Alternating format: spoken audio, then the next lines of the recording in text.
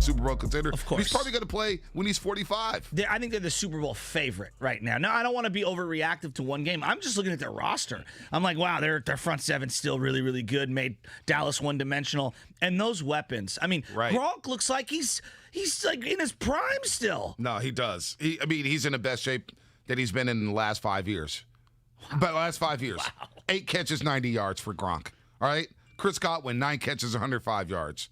Antonio Brown, 5 catches, 121 yards. I mean, it was – and I see the text here, hey, you know what? Brady was great last night, but don't forget Dallas defense was terrible last year. I think Dallas defense will be a lot better this year, though. I saw some things from Micah Dallas. Parsons, nice. Micah Parsons is nice. I think DeMarcus Lawrence has got to step up a little bit. Yeah. But I like their secondary. Diggs is solid. Oh, he's really good. Jordan Lewis is solid. Dan Quinn is a damn good defensive coordinator. May not be the best head coach out there, but Dan Quinn as a defensive coordinator will get the best out of this team. And it's tough to go play Tampa Bay in your first game. The dilution immediately of Brady. People do this in every sport now. I mean, Trey Lance was going against the threes. He's going against the fours. Okay, Trey Lance, fine. You want to dilute him? Okay, the guy hasn't played a real NFL game.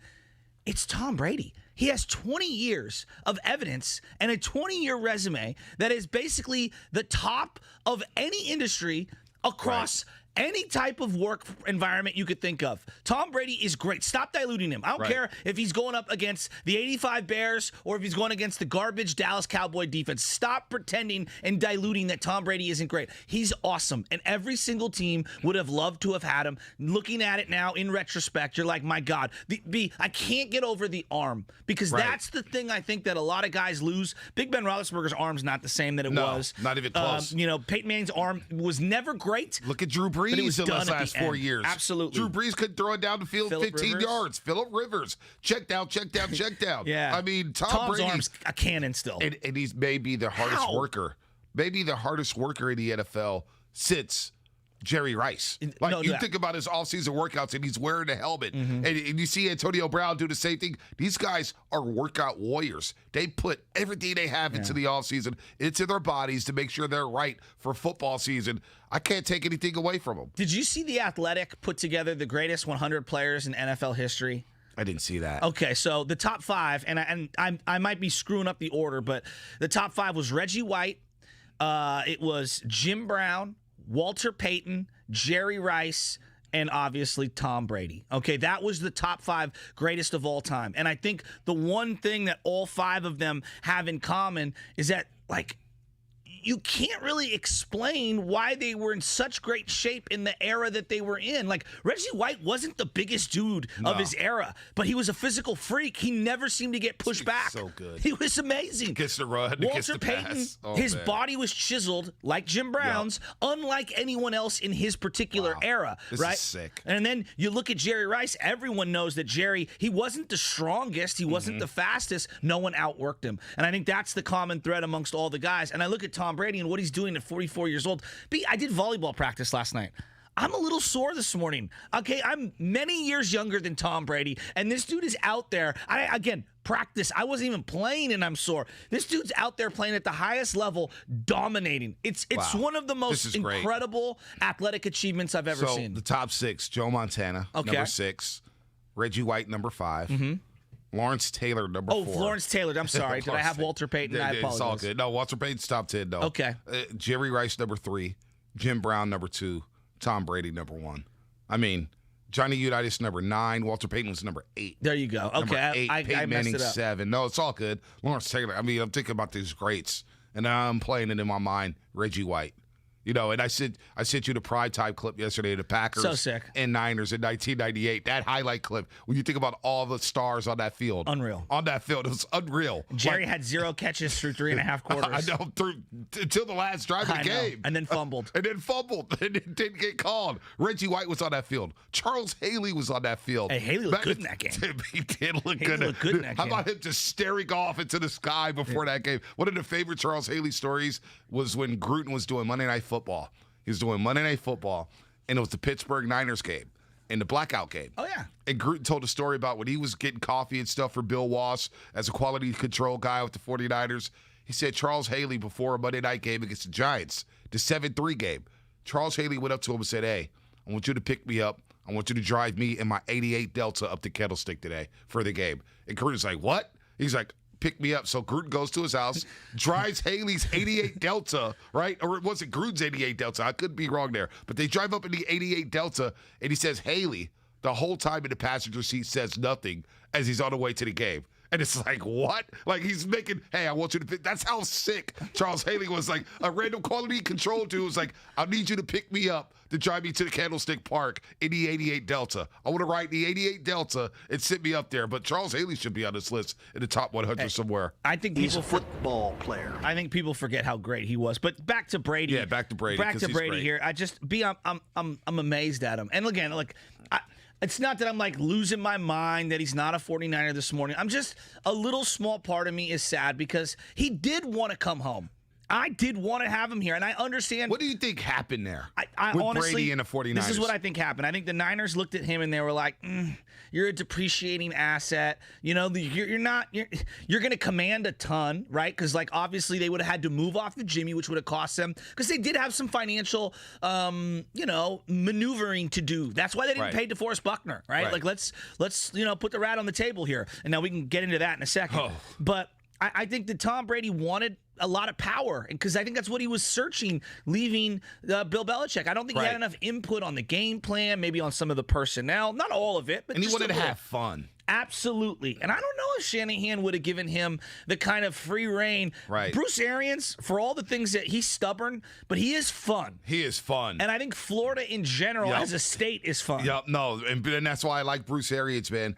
He lets his coaches, he tells his coaches Friday, stay out of the office. I want you to freaking, go ahead, Shasky, because you're freaking out here. I have to do this read. Listen to the Morning Roast. Weekdays between 7 and 8 a.m. 7 and 8 a.m. today. And be the third caller for a chance to win a 4-pack of a 2-day, 1-park per day ticket to the Disneyland Resort. I love Disneyland. The spell is cast. Halloween time is back at the Disneyland Resort. That place is awesome. And 95.7 The Game wants to give you a chance to get into the magic. Happy hauntings are returning to both Disney California Adventure Park and Disneyland Park between now and October 31st. Don't miss the celebration. Offering subject to capacity restrictions and change without notice. Get all the details here at 957thegame.com. Now, I'm telling you, listen between 7 and 8 a.m. and be the third caller.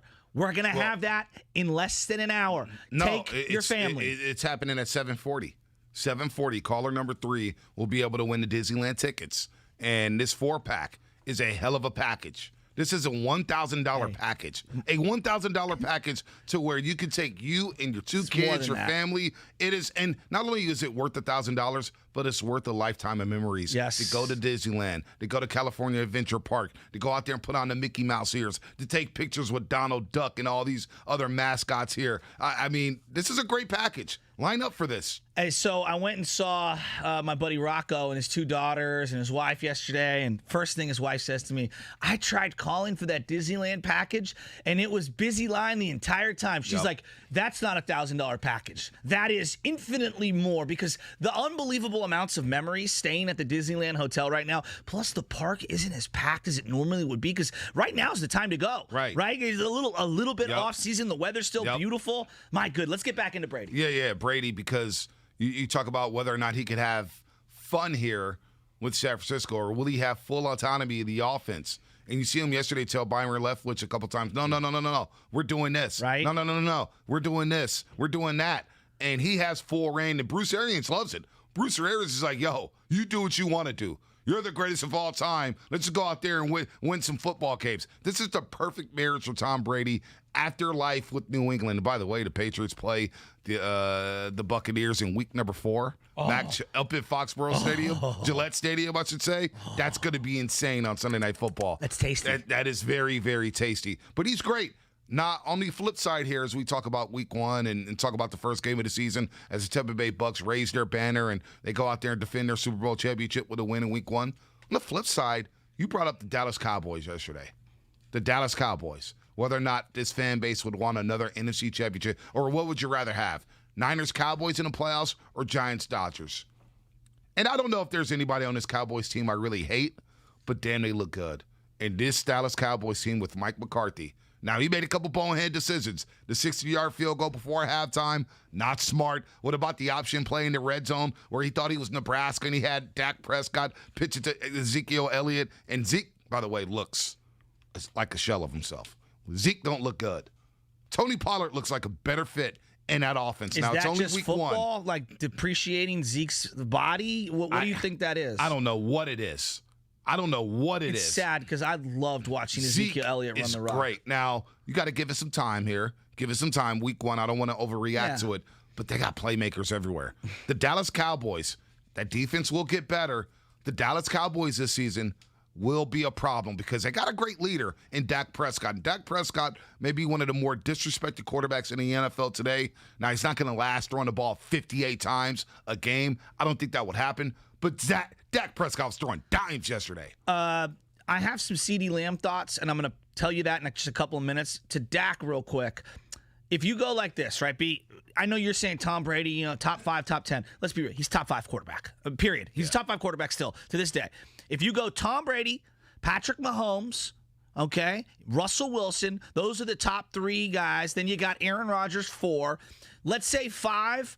I don't know. What do you think? It's Josh Allen? If we were just going to rank in order, again, approximately, you think Mahomes, Rodgers, 2, Brady, 3, Russ is 4, and you got probably Josh Allen, right? Probably Josh Allen because Watson's not going to play. Right? No, Watson's not going to play. So the way I look at Dak is on his good days, like he was yesterday, he's in that 6 to 10 range. I don't know where, but he's in that 6 to 10 range. But the problem is he has the dud games, and he has them, I'd say, once a month, twice a month, not all the time, but he has the dud games. You want to say it's coaching? Okay. You want to say every quarterback has an off day here and there? I mean, I look at some of these other guys like Mahomes. I mean, having an off day is like a once every 8 to 9 weeks game for a guy like that. Aaron Rodgers, same thing. Well, Dak has a little too few of the famine games that I like to call them, but he is a really good player when he's on, and it looked like he was on. I just don't know if it's sustainable to drop back and get hit that many times. Well, he's not going to throw the ball 58 times. They need Zeke. They need Tony Pollard. They need Zach Martin back up there on the offensive line. The offensive line, for the most part, I thought did a pretty good job. Agreed. Vita Vea started beating up that backup left guard,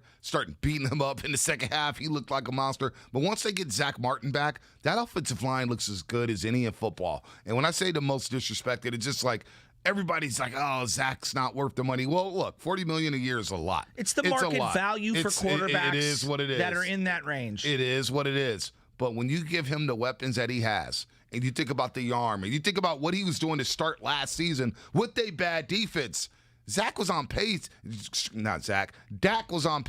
to throw for over 6,000 yards last season until he broke his ankle against the New York Giants. He was on. Think about what he was doing in those first 4 to 5 games. And you got wide receivers here. You got wide receivers here who don't show up every game. Amari Cooper. You never know which Amari Cooper you're going to get. Hey, you got a rookie in CeeDee Lamb who looks phenomenal. Special. He looks special. Special. I want to get into him for a second. Just on the Dak thing last year when it comes to the passing. It is a little diluted because they fell behind in 2 games early on in the season, the Atlanta game, and I forget what the other Cleveland one was. Game.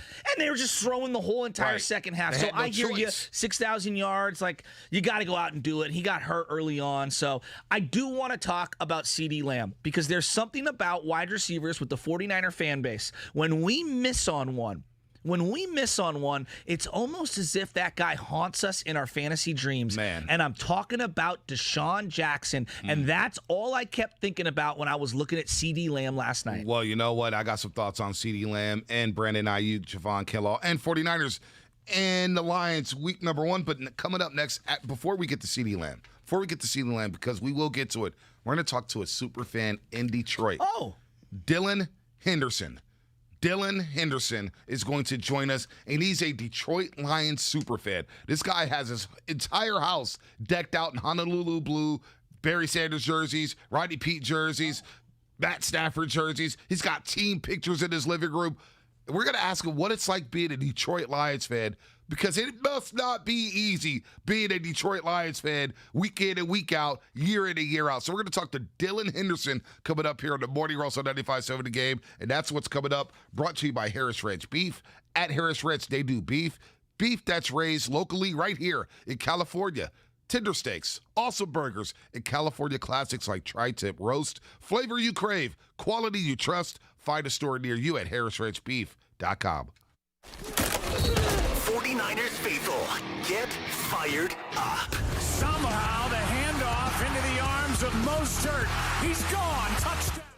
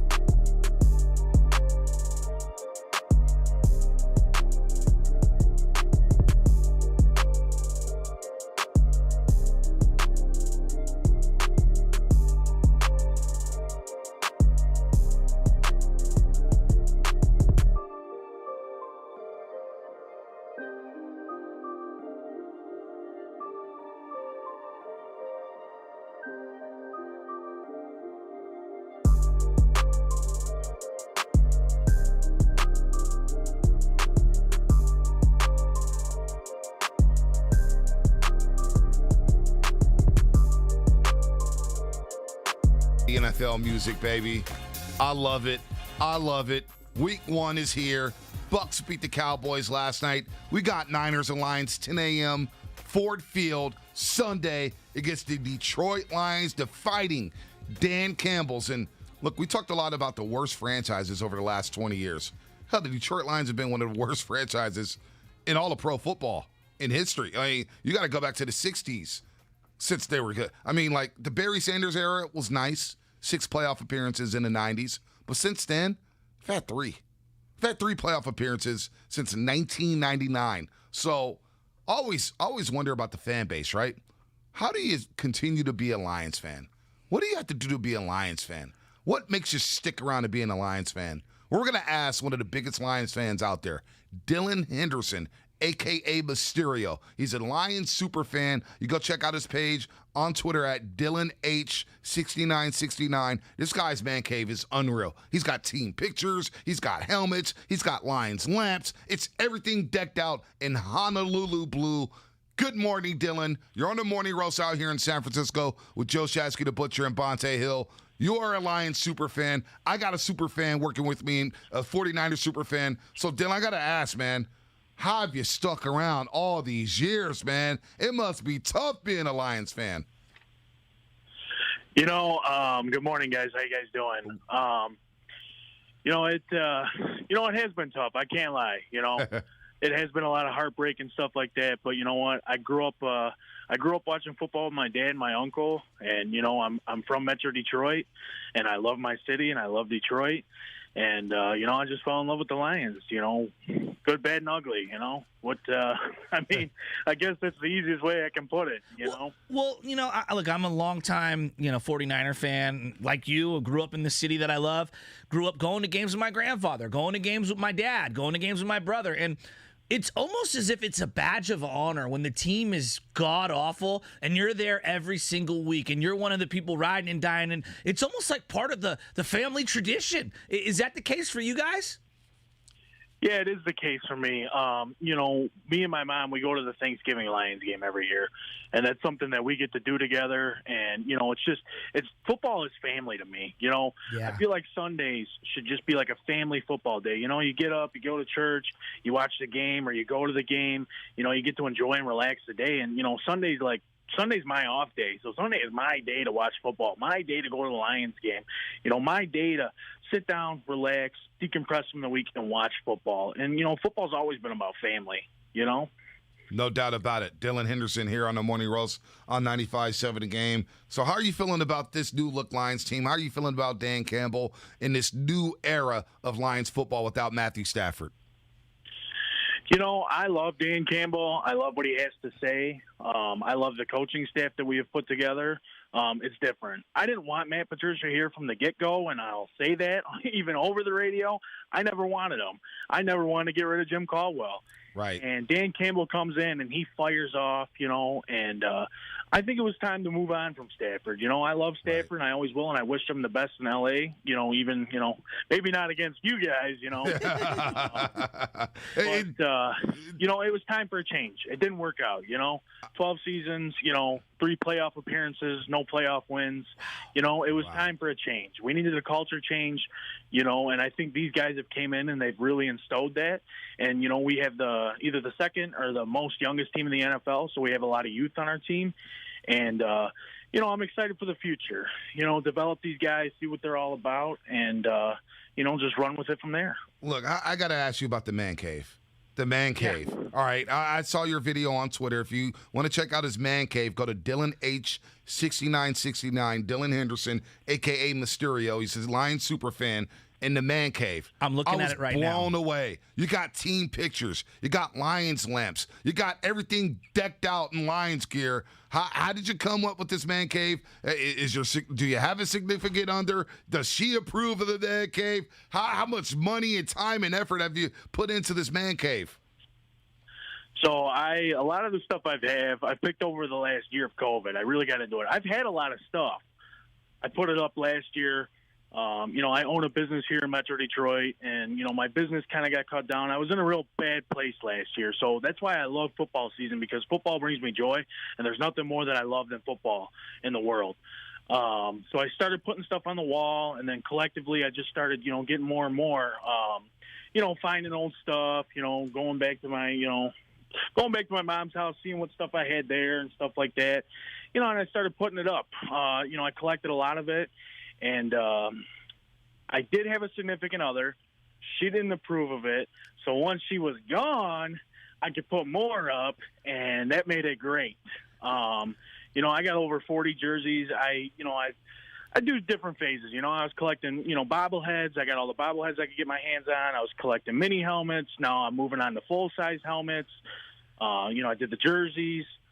But I'm out of room. Like, I have so much more stuff to put up, but I'm out of room. I live in a 2-bedroom apartment right now, and next year I plan on getting my house, and I'm going to build my man cave out in my basement and do it the, traditional kind of way, or the garage.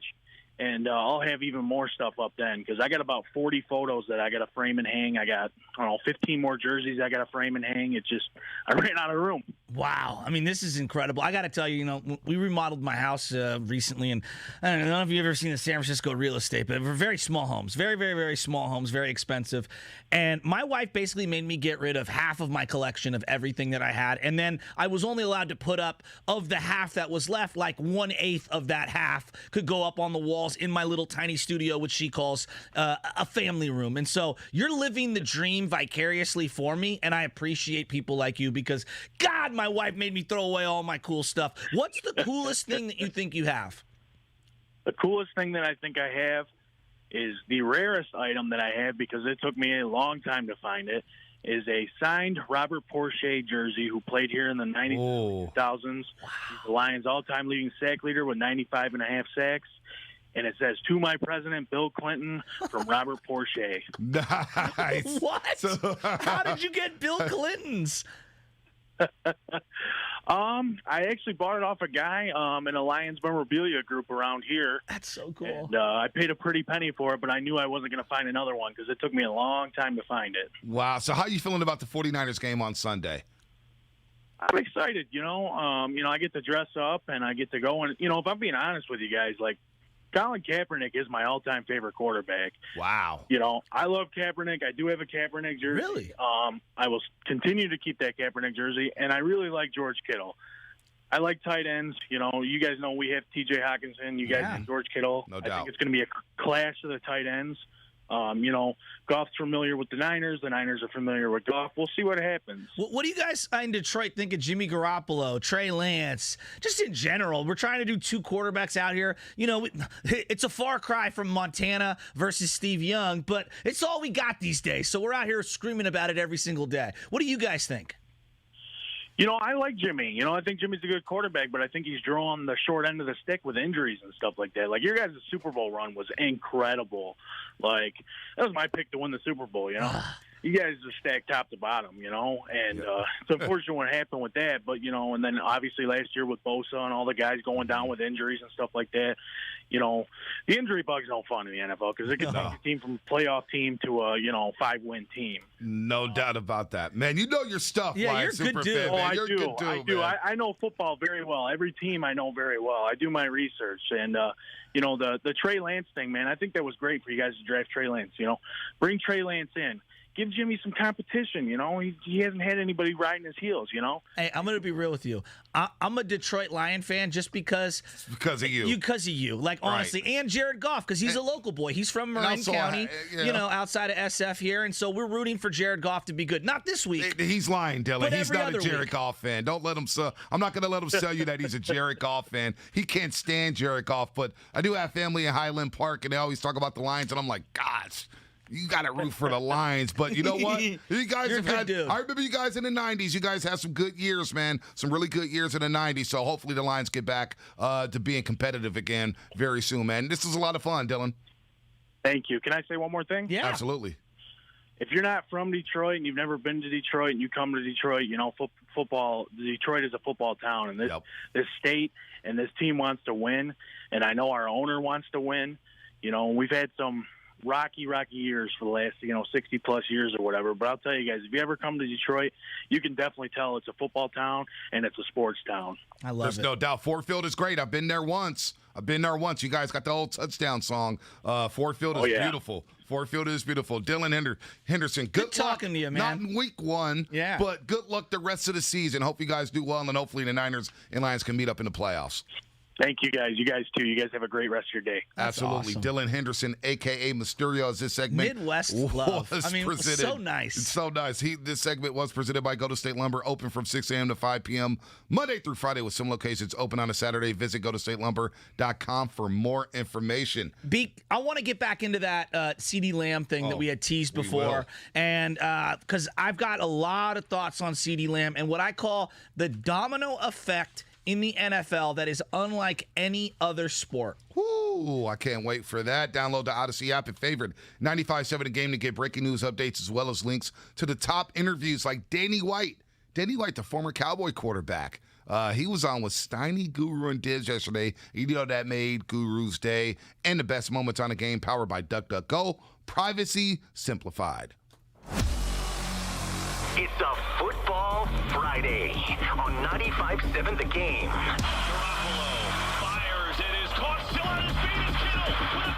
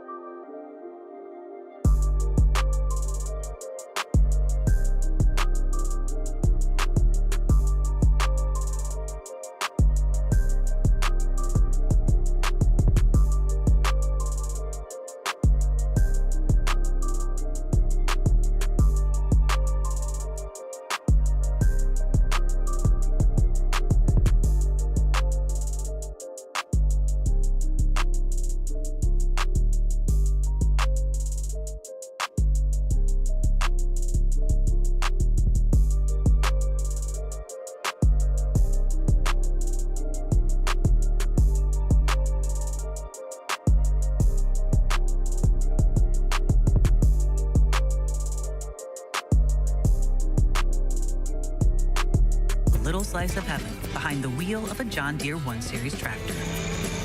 Renee runs with us because the most important job is the next one. That's all I got. Nothing runs like a Deere. Get a 1 Series tractor for just $99 per month at your John Deere dealer today.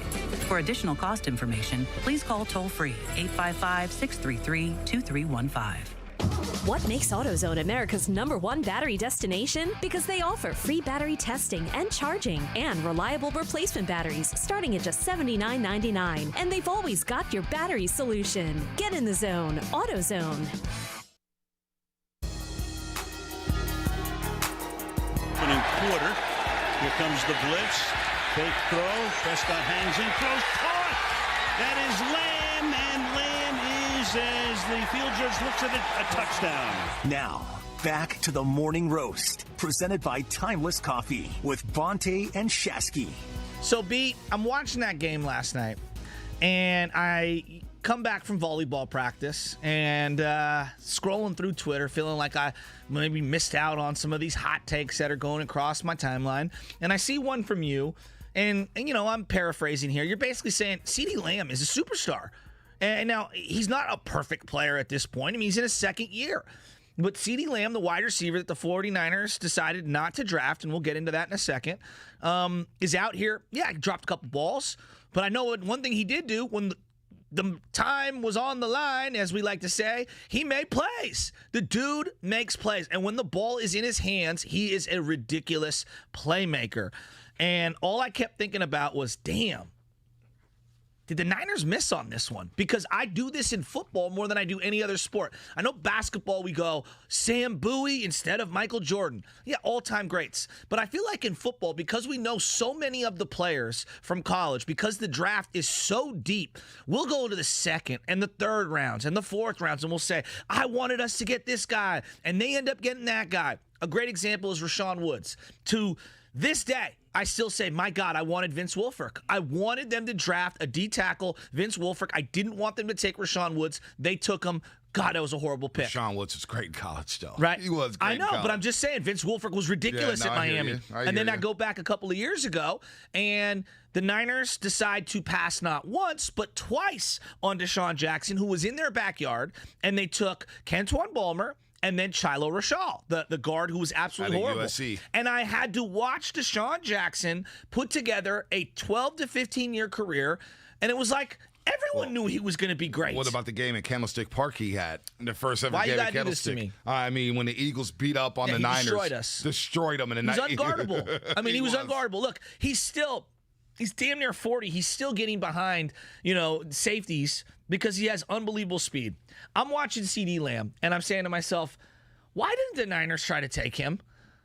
Why? Okay, you traded DeForest Buckner. You got the 13th overall pick in the draft.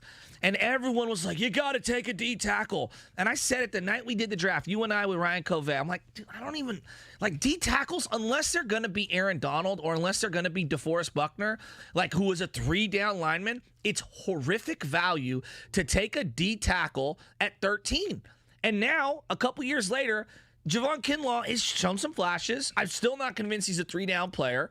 And he's a guy who's got a messed up knee right now. At least that's a report. And CeeDee Lamb is looking like he's going to the Pro Bowl with the Dallas Cowboys. And I'm just like, did we really do this again? Calm down. Okay. Calm down. Because this is what people, and I don't want people to misconstrue saying that the Niners made a mistake taking Kinlaw and Ayuk, because Ayuk did have a very good rookie season, but we'll break this down in just a second. That highlight coming in, CeeDee Lamb, of course, was brought to you by NBC. NBC, of course, aired the game yesterday. Al Michaels, Chris Collinsworth, in their program there on Thursday Night Football on NBC. And don't forget, this segment is presented by Golden State Lumber. As an essential service, their lumber yards remain open from 6 a.m. to 5 p.m. Monday through Friday. Call 855-GSL-YARD or visit goldenstatelumber.com. Look, the Niners, all right, they had the 13th overall pick. They trade down with Tampa Bay, and they get the 14th pick. Tampa Bay moves up to 13, and they take Tristan Wirfs, who looks like an all-world right tackle protecting Tom Brady. Niners take Javon Kinlaw, which I don't have a problem with.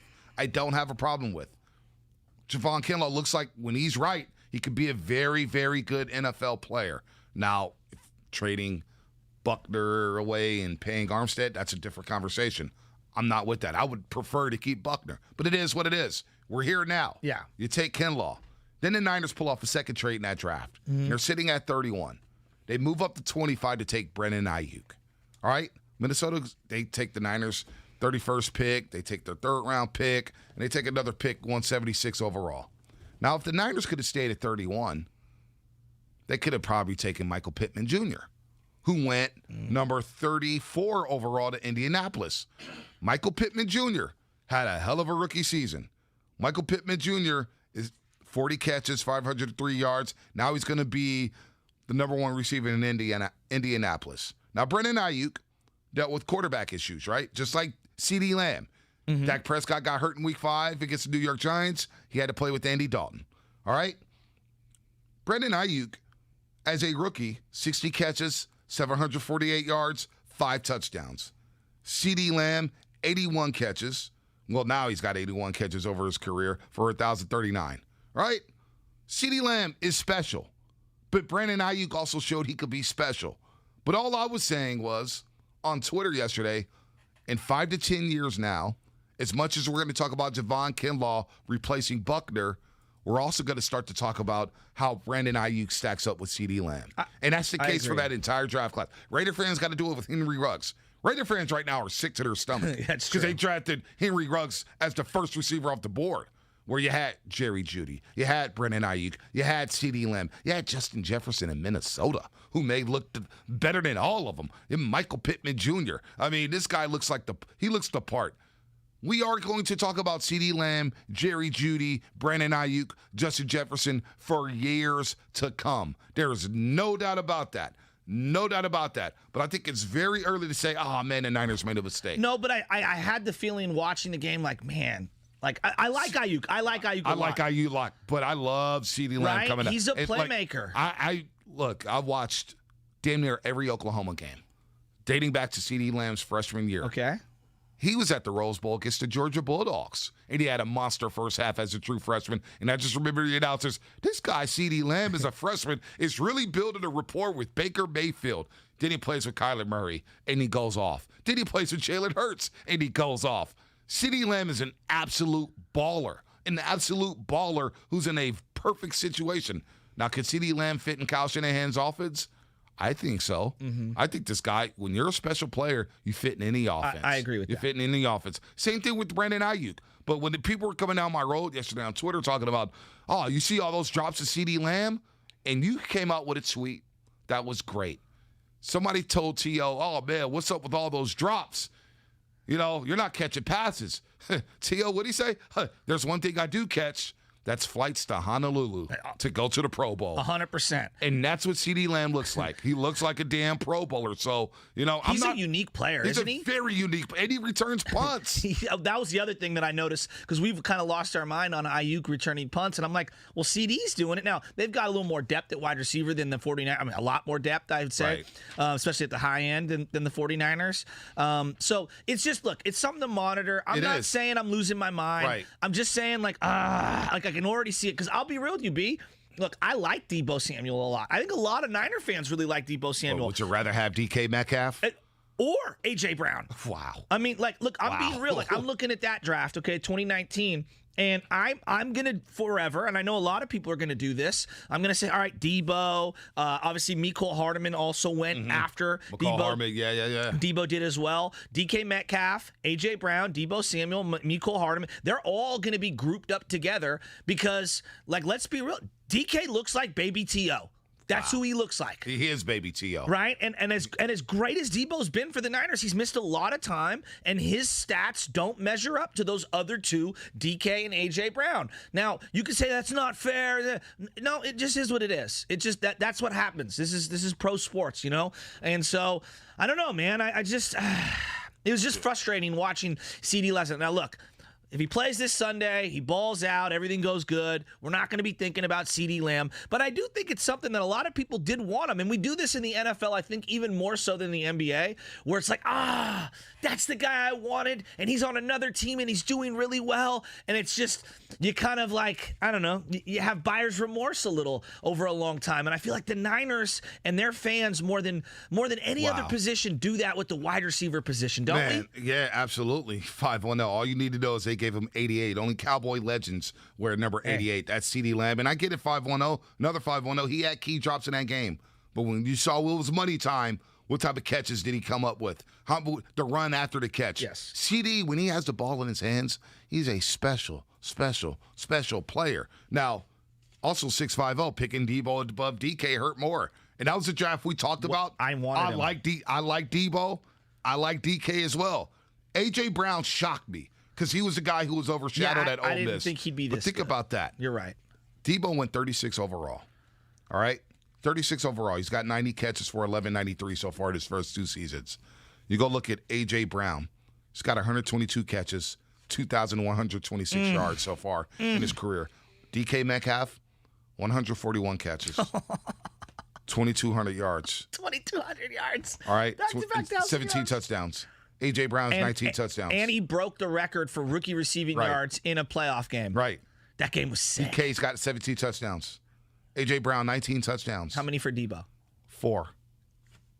Let's go to Armando in Fairfield. Armando in Fairfield. What's going on, man? You're on the morning roast. Hey, how you doing, man? So good morning. What's up, Mondo? I tweeted at you yesterday, and I told you, or I said that I will bet that CeeDee Lamb will have a better career than Kinlaw and Ayuk. Well, I'm a big-time Niner fan, man, and I wanted Shanny to take CeeDee Lamb. And it fell on his lap, and he didn't do it. So, as a gambling man, and somebody tweeted back at me like, oh, Kinlaw, what a hot take. Well, I have a better hot take. He will have a better career than Debo and Ayuk. Wow. Because, like Shasky, I think Shasky tweeted yesterday, he could have all the drops he wants, but, man, when the money's on the line, he'll catch them, he'll score. And, dude, I love CeeDee Lamb. And I'm a big-time Niner fan, and I'm just being real. Look, CeeDee Lamb was our pick.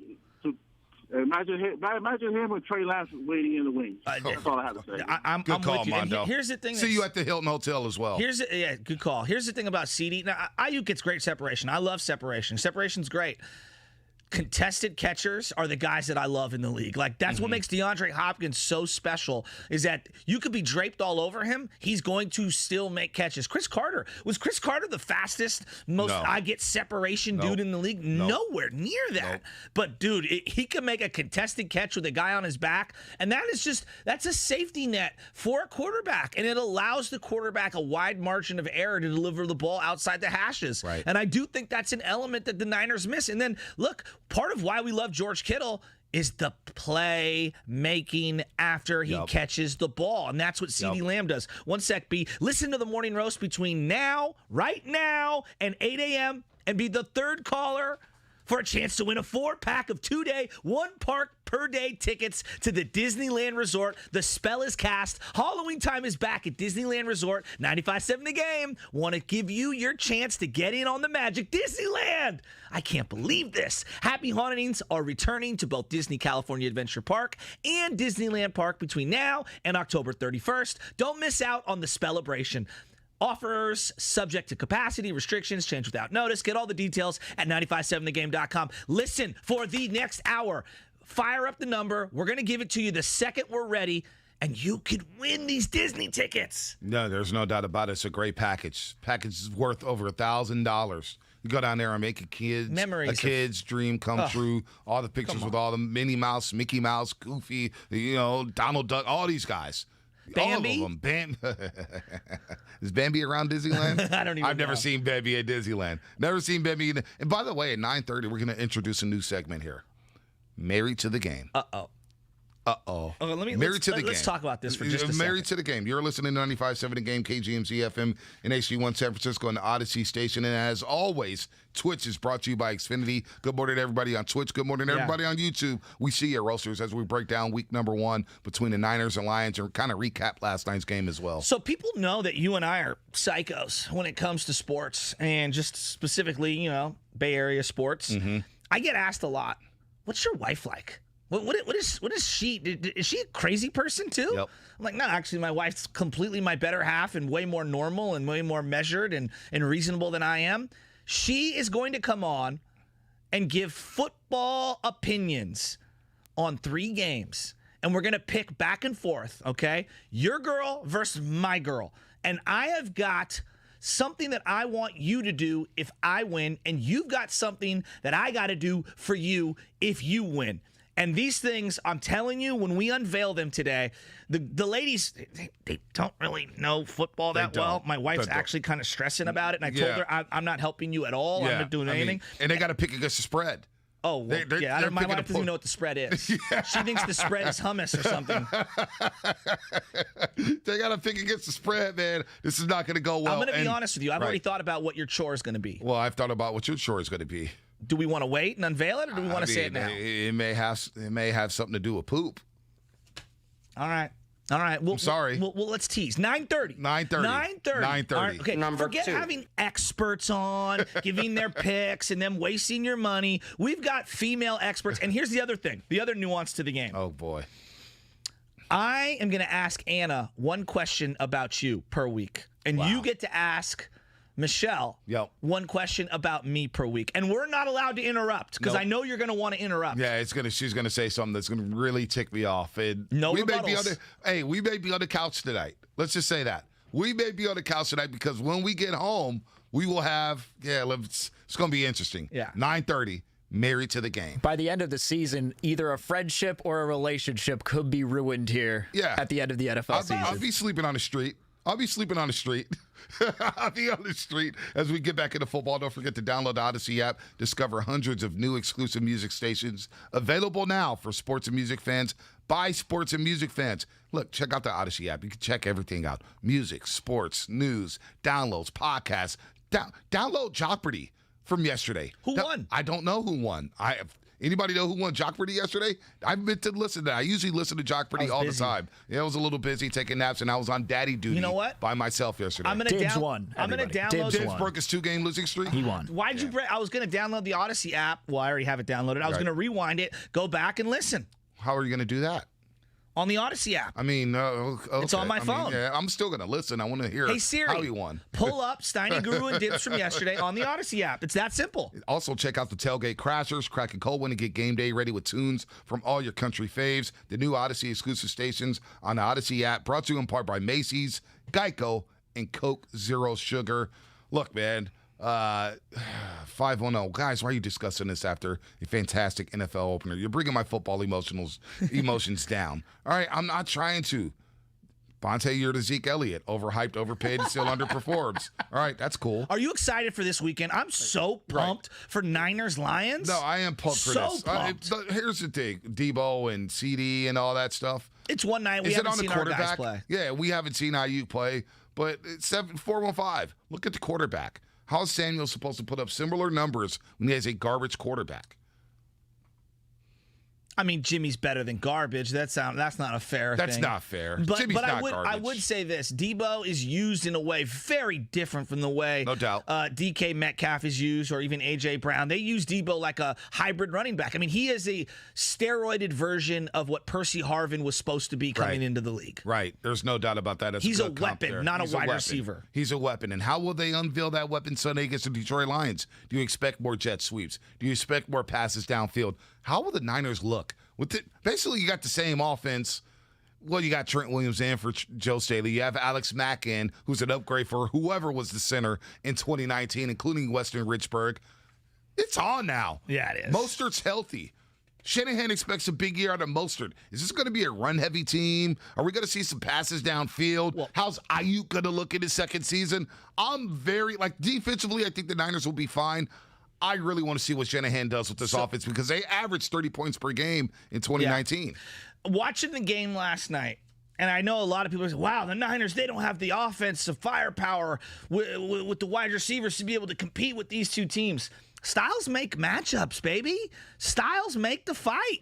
And I think that the 49ers and their defense and their commitment to the run game is exactly how you want to play Tom Brady and the Tampa Bay Bucks. To me, like, that's just what the doctor ordered. Keep Brady on the sidelines, limit the amount of possessions, run the ball down their throat. Now, how well can you run the ball against their front seven? We'll find out. Like, that'll be something we'll see. But I like that the Niners are zigging while everyone's zagging. Like, the whole league is trying to throw. And I love that the Niners are trying to run the ball down team show, because I truly believe when it gets cold and it's wet and it's snowy and it's November, December, January, toughness travels. Running the rock down someone's throat travels, and I want to see it travel to Detroit this weekend. I'm surprised Niner fans are this kind of like, on a Friday. This week 1, you got 2 quarterbacks. You got Jimmy Garoppolo, maybe his final season in San Francisco. You got Kyle Shanahan in his 5th season, starting off, the longest tenured 49er coach since Steve Mariucci. You got Nick Bosa returning. You got George Kittle fully healthy. You got a great offensive line. I'm fired up for Sunday. We'll see if this offensive line is great. We'll see if they're great.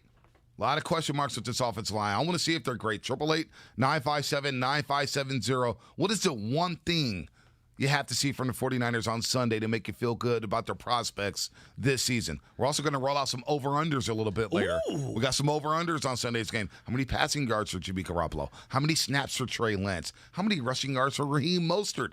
How many receiving yards for Brennan Ayuk and Deebo Samuel? We're going to let you, the roasters, the audience, get involved in that, because I want to hear from you about Sunday's game. A lot of props here with the 49ers going into Ford Field in Detroit here. And other questions, another thing I want to throw out is, everybody does this, but I want to know, what will the headline be Monday morning after this game?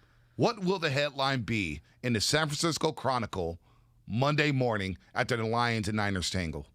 I hope it's not Lion King. Like, that's what I don't want. I definitely Jared don't want Goff, that. It's a new Lion King. Oh, man. Let me think about that one. And get back to you. There's one player that I'm thinking about that I cannot wait to see this weekend. One specific player. Nick Bosa? Absolutely. That's the Nick guy Bosa? that I want to see this weekend. I can't wait to see him. Why is it Nick Bosa? Well, I mean, look, the guy, I honestly think he has potential to be Defensive Player of the Year. And I want to see him get to 15 sacks this year. And it starts going up against a rookie in Penei Sewell. And they've got a decent offensive line. They don't have a real good running game. Their running back, DeAndre Swift's been battling a groin injury basically throughout all of training camp. They say he's 100% right now. I think they're going to try to establish the run.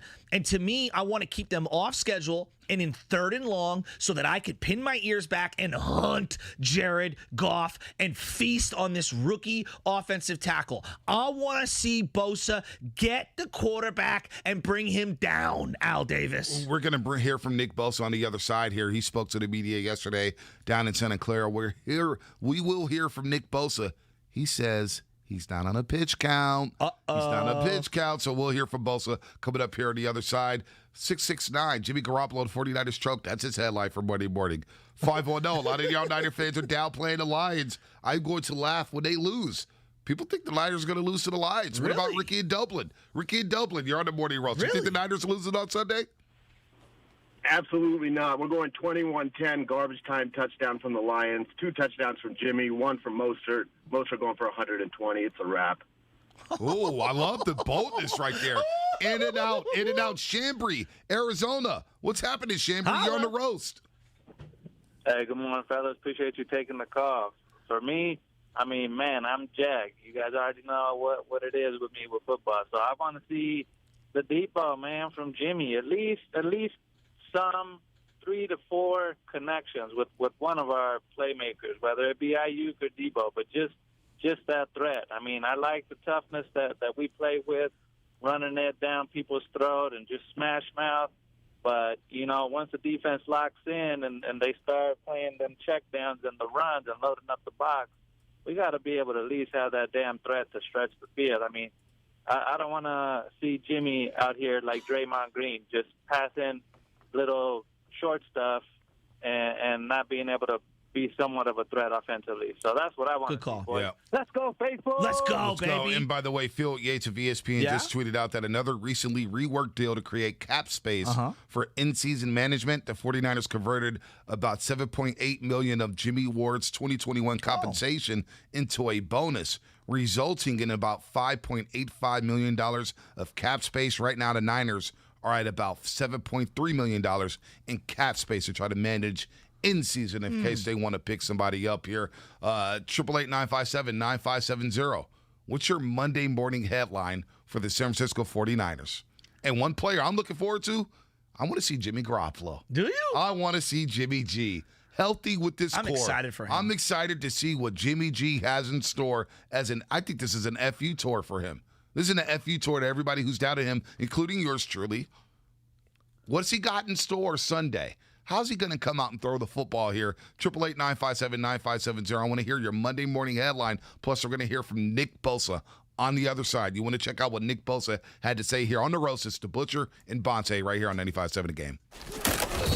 49ers faithful, get fired up. Somehow the handoff into the arms of Mostert. He's gone. Touchdown. San Francisco. Here's Samuel, full head of steam. Inside the 30, inside the 25. Handoff is to Mostert. They cannot stop the run.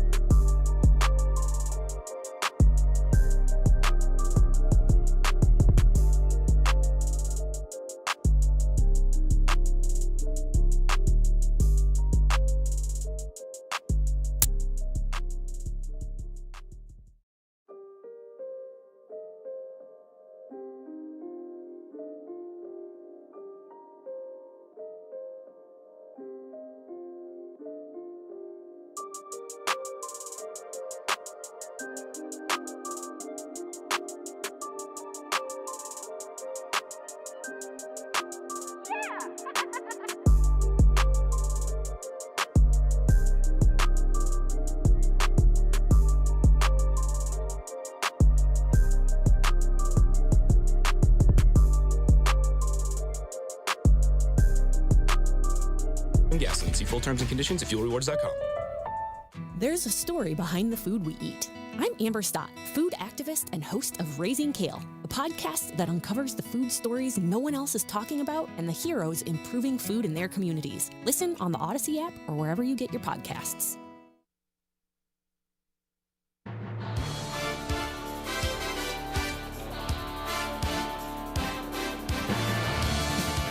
Now, back to the Morning Roast, presented by Timeless Coffee with Bonte and Shasky.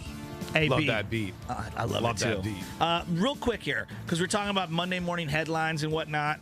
So today is my niece's birthday. She turns 15 today. Happy birthday, Megan, if you're out there. And then tomorrow is my nephew's 4th birthday. Wow. And so I was going to get him a basketball hoop, right, for the backyard. That way, you know, a little stuff hoop, something that he can kind of raise up and down. Well, come to find out they already got a hoop. So I'm going to go get him a 49er jersey because apparently he's really into wearing different jerseys and stuff right now. It's all his thing. Who's the guy I should get? It's down to Kittle and Bosa because I don't think they make too many different kid options. If it was up to you, and he's all boy. I mean, he's like, I'm going to run head first into you. Kittle or Bosa? What do you think? Gotta go Kittle. You think? Gotta go Kittle. Go with Trey Lance. I mean, I don't think there was. I didn't see a Trey Lance one where I was going to go. And I was going to go red instead of white because white for a kid. White for anybody. It's dirty. No, I'm all about the all-white jerseys. I love red. I got to have red because even if I stain it, you can hide it. White to me is just like getting a white jersey is just brutal. Absolutely brutal. Are you factoring in the extension, Joe? Well, that's kind of what I'm looking at here, and I'm saying to myself, like, okay, it's his first ever jersey. I want it to be someone who's going to be with the team long term. I also don't want to, like, give him a jinx jersey, right? We all know that friend that's the jinx, the guy who buys somebody's jersey. John Vellis, I'm talking about you. He gets the Kevin Barlow jersey, and instantly Kevin Barlow becomes garbage, right? We all have that friend. Whoever's jersey they buy, that guy becomes garbage. I don't want little Tommy to end up being that guy. So I got to really think this one out. It's got to be a no doubt about it, like stud, someone who's going to be with the team a long time. Trey Lance? Well, I know. I don't see the kid youth sizes for Trey Lance. I didn't see him available. Maybe I should go Trey Lance. You got to go Trey Lance. By the way, download the Odyssey app and favorite 95.7 The Game to get breaking news updates as well as links to the top interviews like Danny White yesterday on SGD yesterday. That was a lot of fun and the best moments on the game. Powered by DuckDuckGo. Privacy simplified. We asked about Monday morning headlines. We'll play the Nick Bosa sound in just a second. 510 headline. Coach Shanahan drops the ball. Oh, wow. That's a good headline. Wow. Let's go to Bay Rob out there. Bay Rob in the city. What's happening, man? You're on the roast. I know you're fired up about Sunday. Oh, yeah, guys. Happy Friday. I watched the game yesterday. That was a great game. But I hope we come out laser sharp and focused and I hope we got our killer mentality on because there's no way in the hell Dallas should have lost that game with Tampa Bay having 4 turnovers in the offensive game that Dallas had. So I just hope our mental focus is there. And when we go in Detroit, man, we got to go for the juggler, baby. We got to go for the juggler. We got to make a statement. There's no reason that we shouldn't.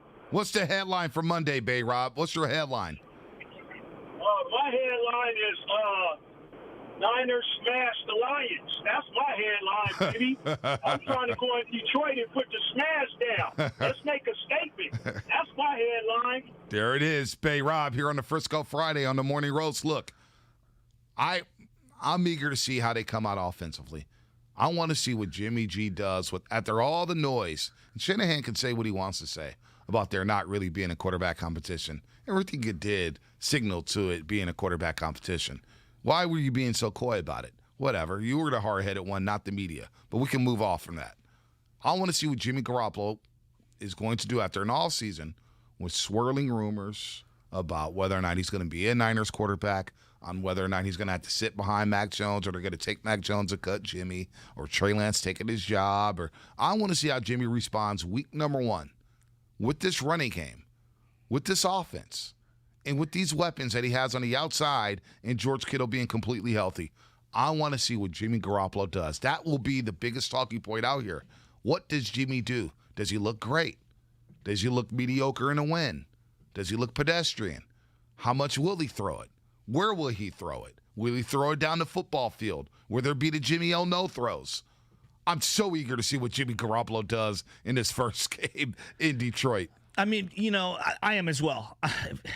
Wouldn't it be great? I don't go, this is Joe, you homer. No, but wouldn't it be great if they could get a nice little lead, couple touchdown lead, run the ball down their throat, create a turnover here and there, turn it into a 3 or 4 score game, and get Trey Lance in there for the fourth quarter? I'm like, just to be under center, get Jimmy out of the game. That's what you want to see? I mean, I would really like. I mean, come on, obviously. You don't care about Jimmy, huh? I mean, well, no, I do. That would tell me Jimmy's playing really, really well, and I can accomplish 2 things at once. Where Jimmy's doing good, and then Trey gets his opportunity to get some kind of touches. I don't even. Is Trey gonna play? Yeah, I don't know. By the way, this headline from the 415 is a really good one. The best one so far.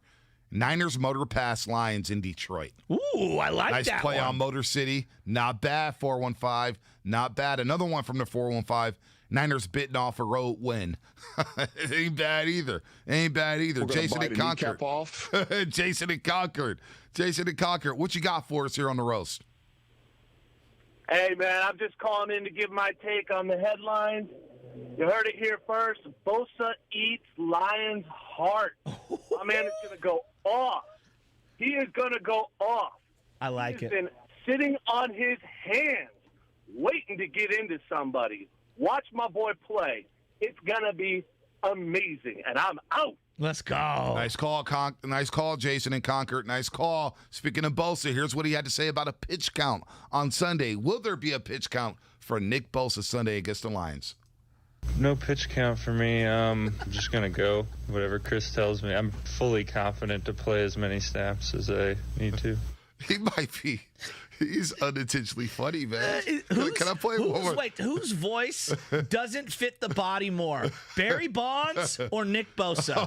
I'm serious. One more time. No pitch count for me. I'm just going to go whatever Chris tells me. I'm fully confident to play as many snaps as I need to.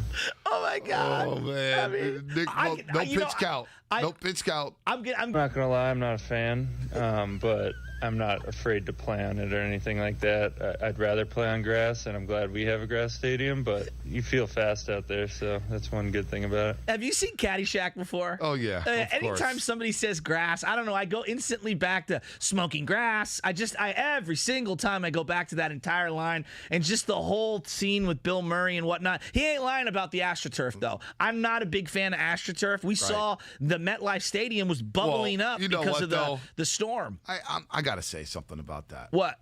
I know what the MetLife Stadium turf did to the 49ers, but the Niners were the only team to cry about the turf out there at MetLife Stadium.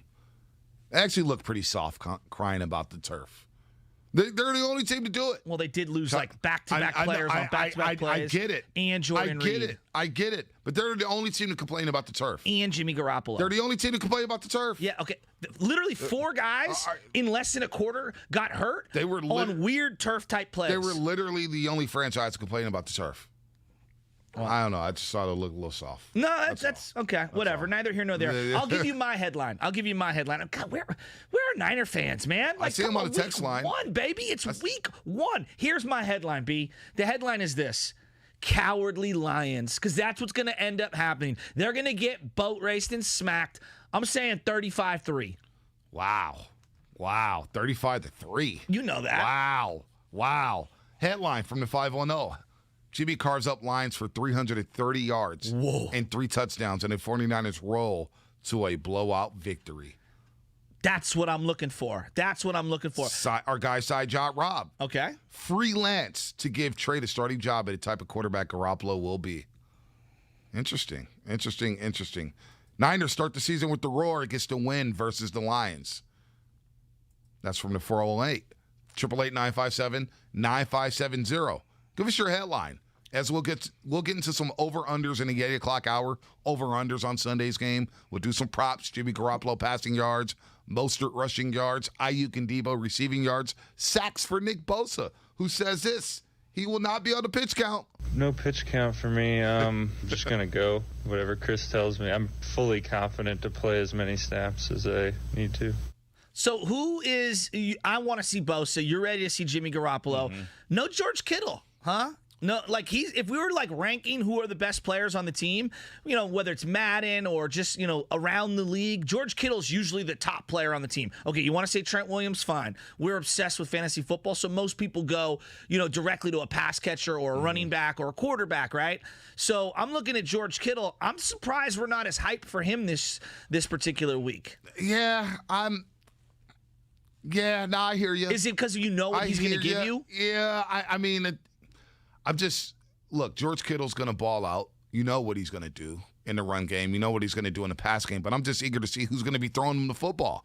I'm eager to see how the guy, whoever it is throwing him the football, is going to look. That's why I'm eager to see Jimmy Garoppolo. To me, it's the quarterback. The quarterback makes things go. Like, you're watching the game yesterday, Dak Prescott coming out, first drive. First game back after breaking his ankle against the New York Giants last season. He's at the 1-yard line. What does he do in the first play? Throw a dime to Amari Cooper down the seam. Yeah. And I'm like, boy, Dak's back. Dak looks good.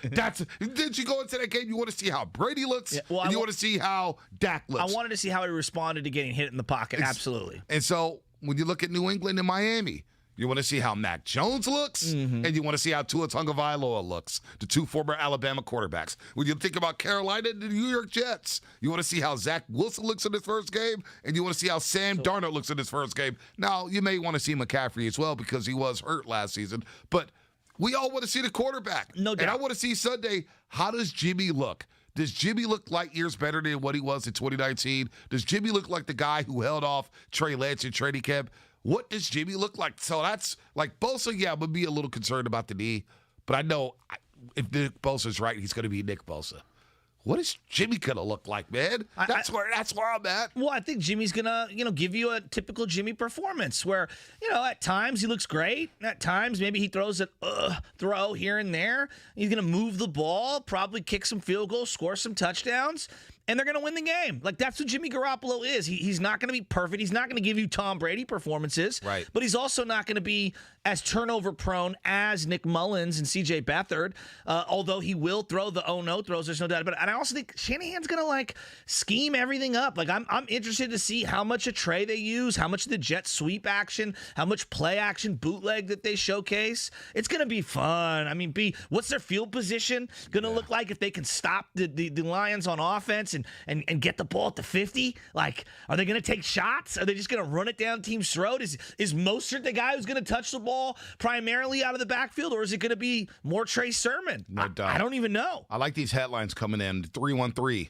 Niners soul searching after upset in Detroit. Wow. That's a good one. That's a good headline. 650. Ringmaster Jimmy G puts on an epic Motown performance and tames the Lions with the blowout. I love that as well. We got another one here. Niners D-line pounces on Lions.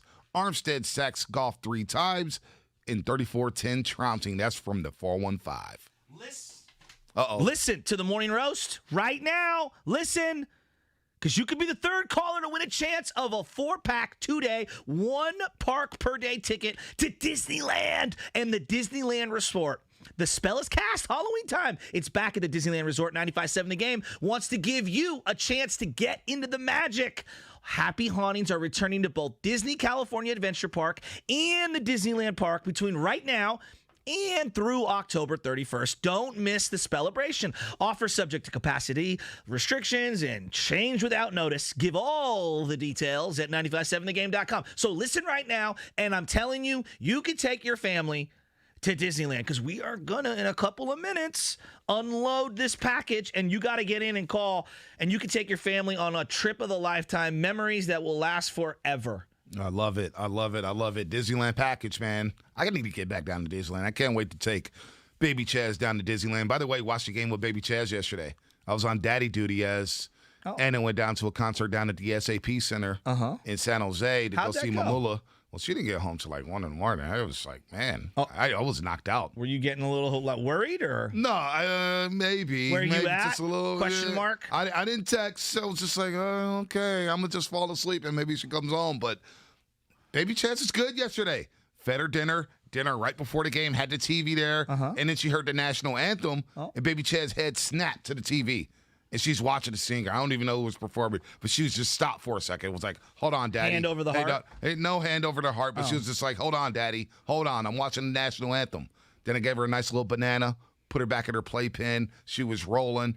Right towards the tail end of the first half, she started getting a little antsy because bedtime was coming up. So she sat there with Daddy with the water bottle, chilling. Then we got on the bed. We were chilling, throwing it on. She was great. Week 1, it was a success. Daddy with baby Chaz for her first ever season opener to an NFL season. She was awesome. And I got an awesome game to be with it. No worries at all. She put her down at halftime. She was knocked out, Shasky. Got to watch the second half with no worries. Looked at the camera a couple times, a little baby cam, to see if she was knocked out. She was done. She was done. I was like, this is great. This is awesome. I had a lot of fun with baby Chaz yesterday to watch week 1. Now, Sunday will be a little different.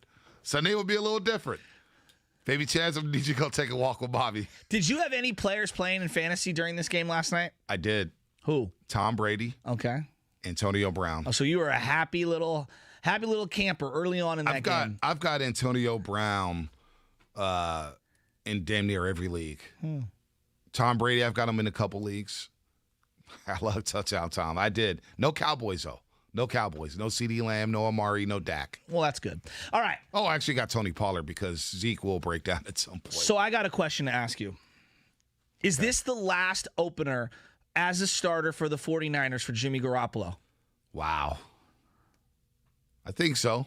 It feels like it is, right? Feels like it is. It feels like it is. But what if, Jed York did come out and say, we're comfortable with having Jimmy Garoppolo be the quarterback for 2 straight seasons and let Trey sit for 2 years. What if he's not lying? I don't know. What if Jed York, that didn't come out of nowhere. No, it didn't, but there's a financial element to this where you do have to pay some other people. I'm not a big believer in rushing over myself to pay people. That's what the franchise tag's for. It's in your back pocket. But it does feel like just because of Trey Lance and where he hopefully will be at this time next year, it does feel like this is the final hoorah for Jimmy Garoppolo. I don't know how much patience the fan base is going to have for him and his own coaching staff. Like, is there anybody out there that's still thinking that they're going to have a quick hook? I don't. I think they're going to give him a long leash. Like, I don't think it's going to be one pick and he's looking over his shoulder thinking he's coming out of the game. Like, I really don't. I think Jimmy's going to go out there and have a really good game. I think they're going to keep things nice and simple and easy for him when it comes to the actual plays that they run. This is a big one, though. Like, you cannot lose a game to the Lions if you want to be a playoff team because there are only so many, 50-50 games on the schedule, and this should not be one of them. Like, this should be an automatic W.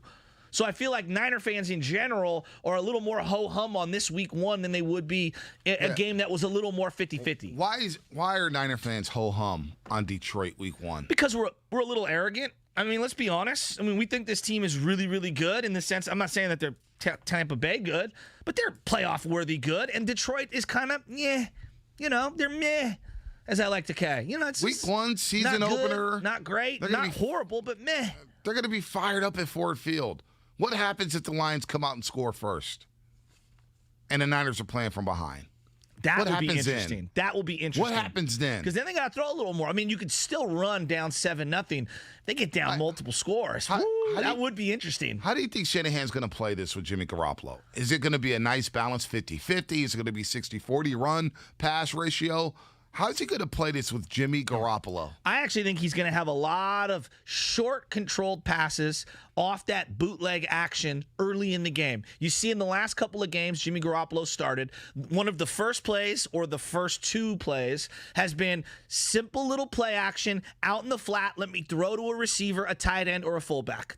They love that play. Get Jimmy's rhythm going. Then a lot of short, rhythmic passes in the middle of the field. I expect the exact same thing. Will they take a deep shot? I think they will take a couple deep shots early in this game just to kind of stretch the defense and get those linebackers away from the field. But to me, I think that first drive, it is going to be all the magic stuff that you see from Kyle Shanahan. Man, that's why I'm more eager to see you're going to love Kyle Shanahan 5 plays into this game. Okay, well, he could draw up some plays. Shanahan can cook up offense. I can't wait to see it. Look, I have a love-hate relationship with Kyle Shanahan because of his play calling, because of the design of his plays. When he gets on the roll, when he's calling plays and getting chuck plays, there's nothing better. I love it. I still love the arrogance at times. It's like it's unnecessary. It's unnecessary. I mean, I don't want to get back into it. I don't think he's like that every day. That's neither here nor there. But you can't be calling people hard-headed, man. It was one sentence. Yeah, but so what? He's hard-headed. Well, we all are at times. I'm so excited for this game. I know. I'm so pumped. I mean, how pumped are you? I'm so pumped because I want to see them. Look, I'm rooting for Jared. I'm rooting for Jared Goff in general. Not this weekend. You're not rooting for Jared Goff. I want to see Bosa, and I want to see this defensive line get back to where they were in 2019, where they were harassing teams and shutting down the run and forcing teams to be one-dimensional so this secondary could step in front of those passing lanes and take the ball. Like that would be, I know what the most encouraging thing for me to see would be? A safety or a corner with an interception. Oh my God. I would lose my mind because that's the one area that this team doesn't do a lot. Like, they don't get turnovers in the secondary. And we're going to see if Emmanuel Mosley suits up on Sunday. He's been dealing with the knee as well. He started camp off on the COVID-19 list. Emmanuel Mosley is a guy who had a very good 2019, but ever since that 3rd and 15 in Super Bowl 54 against the Kansas City Chiefs, where he blew his assignment and Mahomes hit Tyreek Hill, Mosley hasn't been the same dude. No. He hasn't been the same dude since that play. Jersey change, might help that. A little number change going from 41 to 4. You like that with the secondary? 1, 2, 3, 4? I'm not going to lie. I was feeling Leonard Fournette going to number 7, even though he's washed. Right. I was feeling him going back to number 7 like LSU. I love a running back in a single-digit number. What about Diggs in that 7 at cornerback? Here's a rule that I would put in place if I was the NFL. You cannot be a non-Pro Bowler rocking number 1. Yeah, no, you can't. Okay? You can't. Like Jimmy Ward, you're a good player. I don't think you're worthy to wear number 1. Number 1 to me is reserved elite superstar status players. There was a wide receiver on the Dallas Cowboys rocking number 1. Cedric Wilson. Get out of here. Cedric Wilson. It's reserved for superstar talent. Come on. By the way, we're going to have a spelling bee here on the Morning Roast in just a second. Married to the Game coming up at 9:30. But a spelling bee, an NFL spelling bee coming up at 7:45. And we're going to talk about first to worst. First to worst. In the past 19 years, there have been 19 worst to first teams in the NFL. And the Niners can be that team this time around. So we'll get into that in a second. But I know you got something to do here. The spell is cast. Halloween time is back at the Disneyland Resort, and 95.7 The Game wants to give you a chance to get in on the magic. Happy Hauntings are returning to both Disney California Adventure Park and Disneyland Park between now and October 31st. Don't miss the Spellabration. We're giving away a 4-pack of 2-day, 1 park per day tickets to the Disneyland Resort right now. Right now, we're giving away this Disneyland Resort package. Be caller number 3. Here's the contest line. 844-999-GAME. That's 844-999-4263. Offering subject to capacity restrictions and change without a notice. Get all the details at 957thegame.com. I will give it to you one more time. 844-999-4263. Get in there. Win the Disneyland tickets for you and your family. I can't wait to see who wins. And don't call 888-957-9570. I see those lines lighting up. Don't call that line because you will not get these tickets. You will not get these tickets if you call 888-957-9570. Disneyland. I want to see photos from whoever wins these tickets. Send us photos on Morning Roast at 957 The Game Twitter page or at Shasky and I's Twitter page. Send it to us because I want to see who has fun at Disneyland. That place, I haven't been down there in a long. It's been 20 years since I've been to Disneyland. 20 years. All right, I want to know from the fans out there, and seriously, we're going no huddle. Line them up, all right now. What's the jersey you're wearing on Sunday morning? I got my Navarro Bowman jersey on right now, 53. Some people wear their Niner gear on Fridays into the office. That used to be a thing pre-COVID. You have at certain grammar schools, I told you this, we'd have red and gold day. What's the jersey that you're rocking this Sunday? It's a road game. It's a breakfast, East Coast, a.m., 10 a.m. start. I'm telling you right now, I've been marinating the tri-tip. I started last night. I marinated the tri-tip and the chicken. I'm doing some barbecuing Sunday morning while the game's going on. I'm going to have You barbecue while the game's going on? Absolutely. When you have a sweet Weber like I've got the Genesis hear you, 2, but you just set it and forget it, homie. But you know what? When the game comes on, nothing. I'm not doing anything except writing notes. I'm a millennial who can multitask. Yeah, I can multitask too, but I'm locked in. I only get 17 of these babies. I only get 17 games. You don't think I'm going to miss a beat? I've got my notepad. I got the iPad next to the grill. I got the giant 85-inch television. Don't you got to get the grilling done before the game?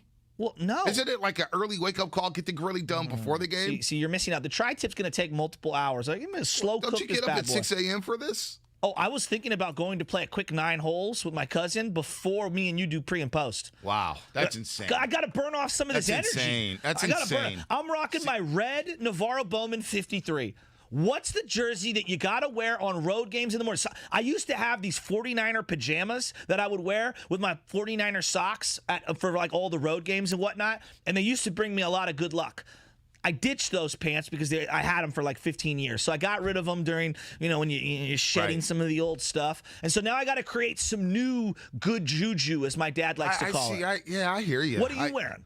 Oh, you know me. I rock some sweats, a T-shirt, a white tee. Some house shoes. I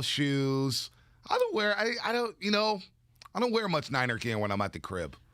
I'm at the crib, I just wear whatever I'm comfortable. Oh, you got it. Come on. No, I don't wear a jersey. I'm not wearing a jersey. I'm not that guy no more. I'm not that guy. No more. I'm sorry, man. I'm just not that guy. I'm not that guy, pal. I'm not that guy. All right, we're getting it right now. Thomas Rivera, red 94 throwback, George Kittle 75th anniversary patch. That's what he's rocking. You're not that guy, pal. Trust me. Oh my You're goodness. not that guy. Steven, do you rock your Raider jersey during like Raider away games and you're at home? Of course. And the only jersey that I have is a John Kondo jersey, who is the long snapper for the Raiders for quite a few years with Shane Leckler. Yeah, 4-time Pro Bowler. That's the only jersey you own? I had a Tim Brown jersey, but I outgrew it. Oh, okay. Outgrew it as in money. Like you got it when you were a kid, or outgrew it because pandemic's been I got tough? it when I was a kid, and then I ended up getting a John Kondo jersey because, quite frankly, like the Nick Bosa and George Kittle thing, I didn't know who was going to be on the Raiders in 4 years' time, besides John Kondo, who just signed the 4-year extension. Yeah, that's the one thing that Raider fans have that it's interesting. Like, you see some of those jerseys, and you're like, damn, I forgot John Ritchie was a Raider like 14 years ago. John Ritchie was a great Raider. I know, but I remember him also as an Eagle. Yeah, he was a great Raider. I remember him more as a Raider. He was a Raider. Yeah. He's a Raider. So am I alone on this? I'm the only one? Like, you're saying that I'm all alone on rocking the jerseys? Like, I mean, no, that's I got what good fans luck do. jerseys. No, a lot of fans do that. They freaking hit 510. Bonte Bougie shops at Whole Foods. I do shop at Whole Foods. Hangs out in Marin. I do not hang out in Marin. And probably drives a Tesla. I do not have a Tesla. I can't afford a Tesla. I got the Batmobile, though. No Tesla, though. No Tesla for me.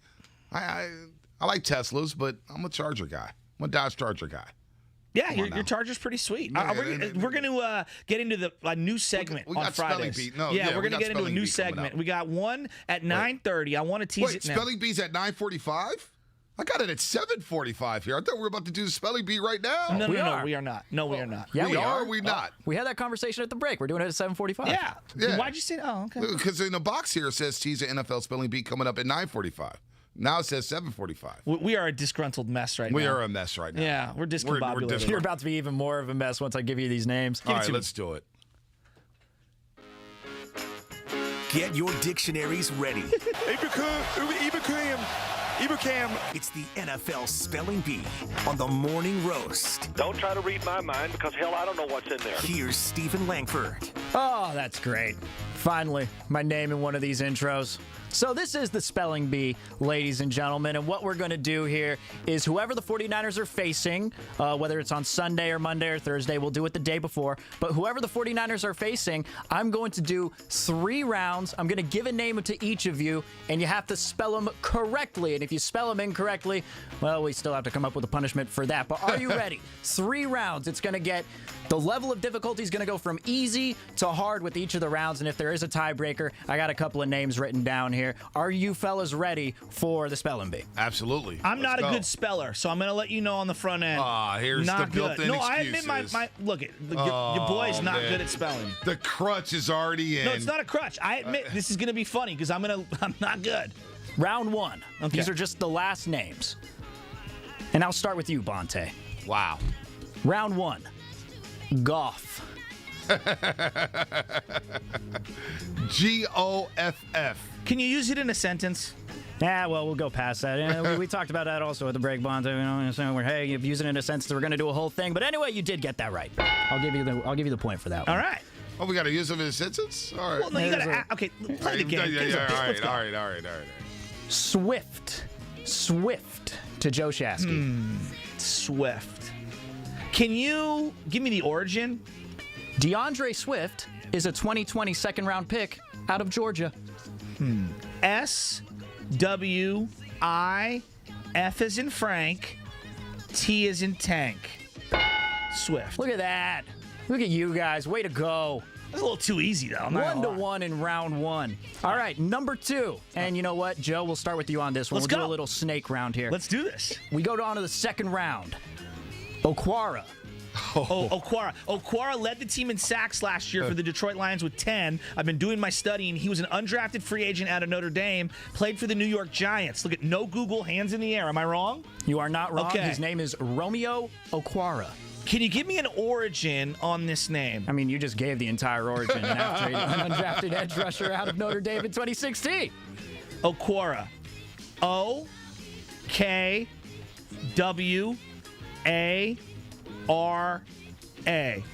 Okwara. Wow. Way to go. Wow. Did your boy do his homework on the Detroit Lions or what? Wow.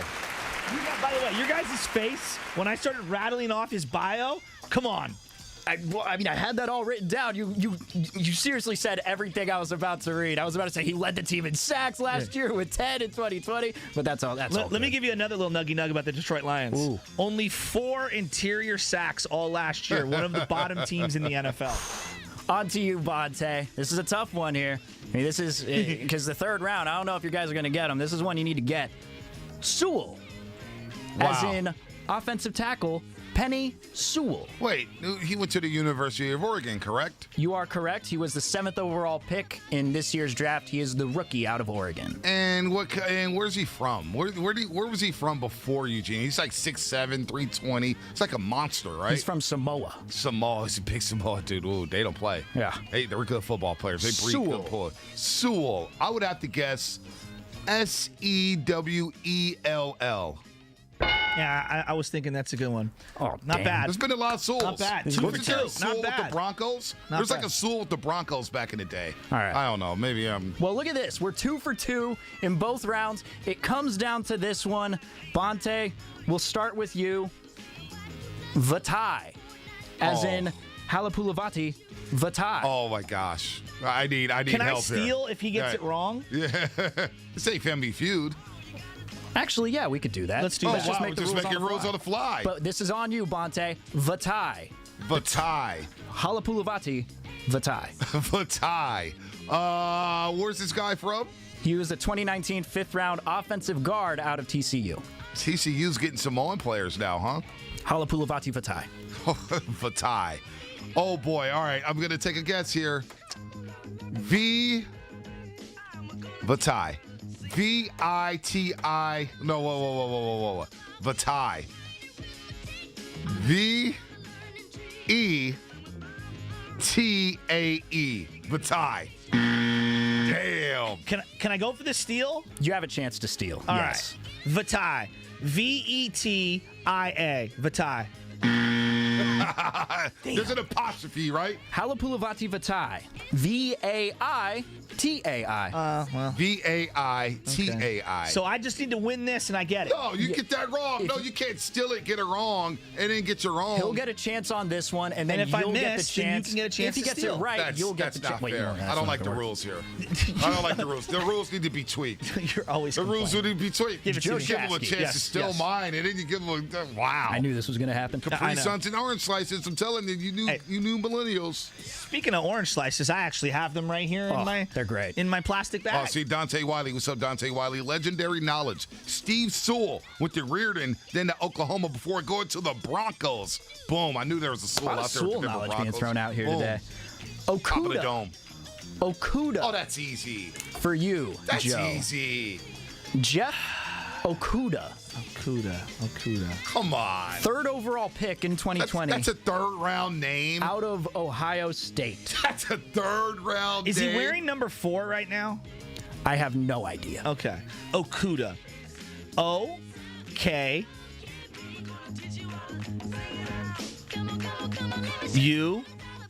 U-D-A-H.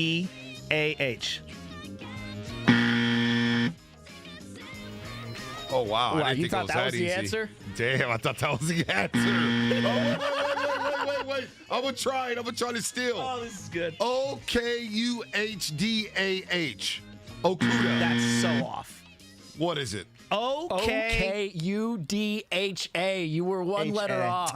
Not bad. Damn. And he only played 9 games in 2020. It's actually going to be pretty interesting for a 3rd overall pick to see what he can do this year. He was year. a lockdown corner at Ohio State. So I'm in the Fiesta Bowl against Clemson. They were not throwing his way at all. He is big. He's physical, but they said it was not a good scheme fit for him last year with Matt Patricia. Let's see what happens with Dan Campbell and Aaron Glenn, the new DC, the new defensive coordinator with the Detroit Lions. Well, it just so happens that you two are tied. Are you ready for the tiebreaker name? I'm just going to give you one name, and whoever just can feel like they can spell it first, just announce your name. All right, let's do it. Blow, as in backup quarterback. Oh, David Blow. B-L-O-U-G-H. That's easy. He played in both preseason game 2 and 3 as the starter, and actually completed 19 of 26 in game 2. I watched the Steeler game back. Yeah, I've done my homework. David Blow, that's the winner. Shout out to you, Bonte Hill. You win the first edition of the Spelling Bee. Not bad. For the NFL. Not bad. It's a work in progress. It's a work in progress, but not it. bad. I think we got something here. We got something here, and next week we'll be against the Philadelphia Eagles, so brush up on your Philadelphia Eagles, Shasky, on different names. Maybe we'll get the first round name to be like Fletcher Cox. Be like, Cox? Really? C-O-X. Maybe we'll get some easy names there. Halapulu Vati Vatai. Oh, gosh, that was a tough one. I've been practicing that name for the last hour and a half. Could you say DJ's name at Clemson yet? DJ Ugulele, I believe. Ugulele.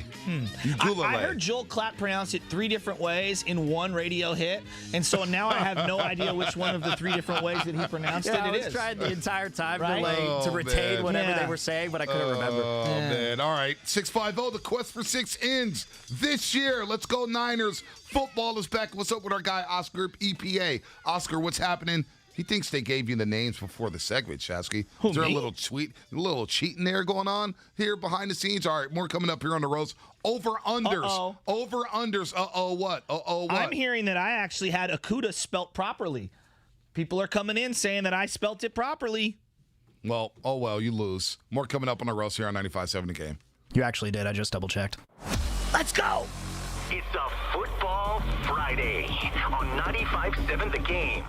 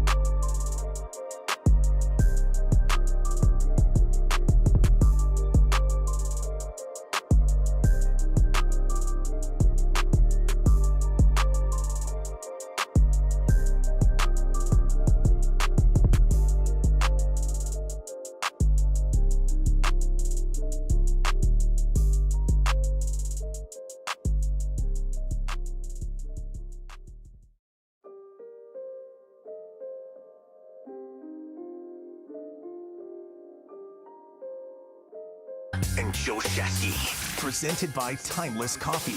This is the Morning Roast on 95.7 The Game. Oh, baby.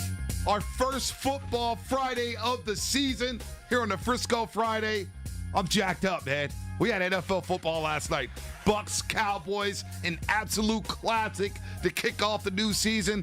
And then we get to see Niners and Lions, 10 a.m. We don't have to wait for the afternoon game. We don't have to wait for the Sunday night game. We will know what happens at 1 o'clock when the Niners take on the Lions at 10 a.m. at Ford Field. 10 o'clock kickoff.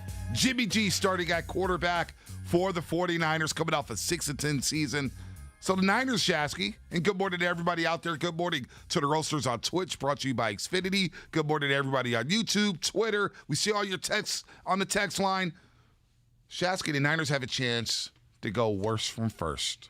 Okay. Worst to first. In the past 19 years, there have been 19 worst to first teams. Why can't the 49ers be that team this round? Who's the one player who's going to help the Niners and elevate the Niners from worst to first in the NFC West? Well, I'm going to say it's Nick Bosa because he literally did that the year prior when it was 2019. Mm-hmm. They went from being, well, technically they were the third worst because Arizona ended up being the worst in football, but they were right next to them. I mean, they were literally splitting hairs toward you got to the end of the season. So I'm looking at Nick Bosa. If you give me a dominant, elite pass rusher to go with this running game, I mean, as long as the quarterback just isn't throwing up all over themselves, they're going to be in a position to win enough games to get themselves into the playoffs. Now, being the first place team in the NFC West, that's a monumental feat. Like, this is not an easy division. This is not the AFC South. But if you're telling me Nick Bosa's Nick Bosa, that doesn't matter who the quarterback is on the other side. Russell Wilson, Kyler Murray, Matt Stafford. Bosa's going to get on their dome, and that's all I need to give myself a competitive advantage against these elite quarterbacks around the division. So I'm going to say Nick Bosa. And you know what? Nick Bosa, speaking of him, will he be limited in his first game back coming off an ACL injury? Here's what Bosa had to say yesterday down in Santa Clara. No pitch count for me. I'm just going to go whatever Chris tells me. I'm fully confident to play as many snaps as I need to. It's funny how we use pitch count in football instead of snap count. You know, how many snaps are you getting? Everybody uses pitch count now in the NFL. That's pretty funny. But he says he is a full go. And I'm kind of with you there with Nick Bosa. Okay. That's a great pick. I'm not mad at that at all. I'm going to go Jimmy Garoppolo. Because he was also banged up. And he was a part, think about it. You get Nick Bosa, number 2 overall. For sure, he helps that defense turn around. For sure, he helps elevate that defense. But also Jimmy Garoppolo play a quarterback, helped elevate that offense because played 3 games in 2018. And he tore his ACL, and the Niners season went down the tank. So Jimmy Garoppolo being that quarterback in 2019, sure, he gets off to a slow start in Tampa Bay. He gets better in Cincinnati. He helps the Niners withstand 5 turnovers against the Pittsburgh Steelers in Week 3. Then he started playing great football down the stretch. Jimmy Garoppolo, to me, if he's healthy and he's right and he got better, look, Trey Lance pushed this guy.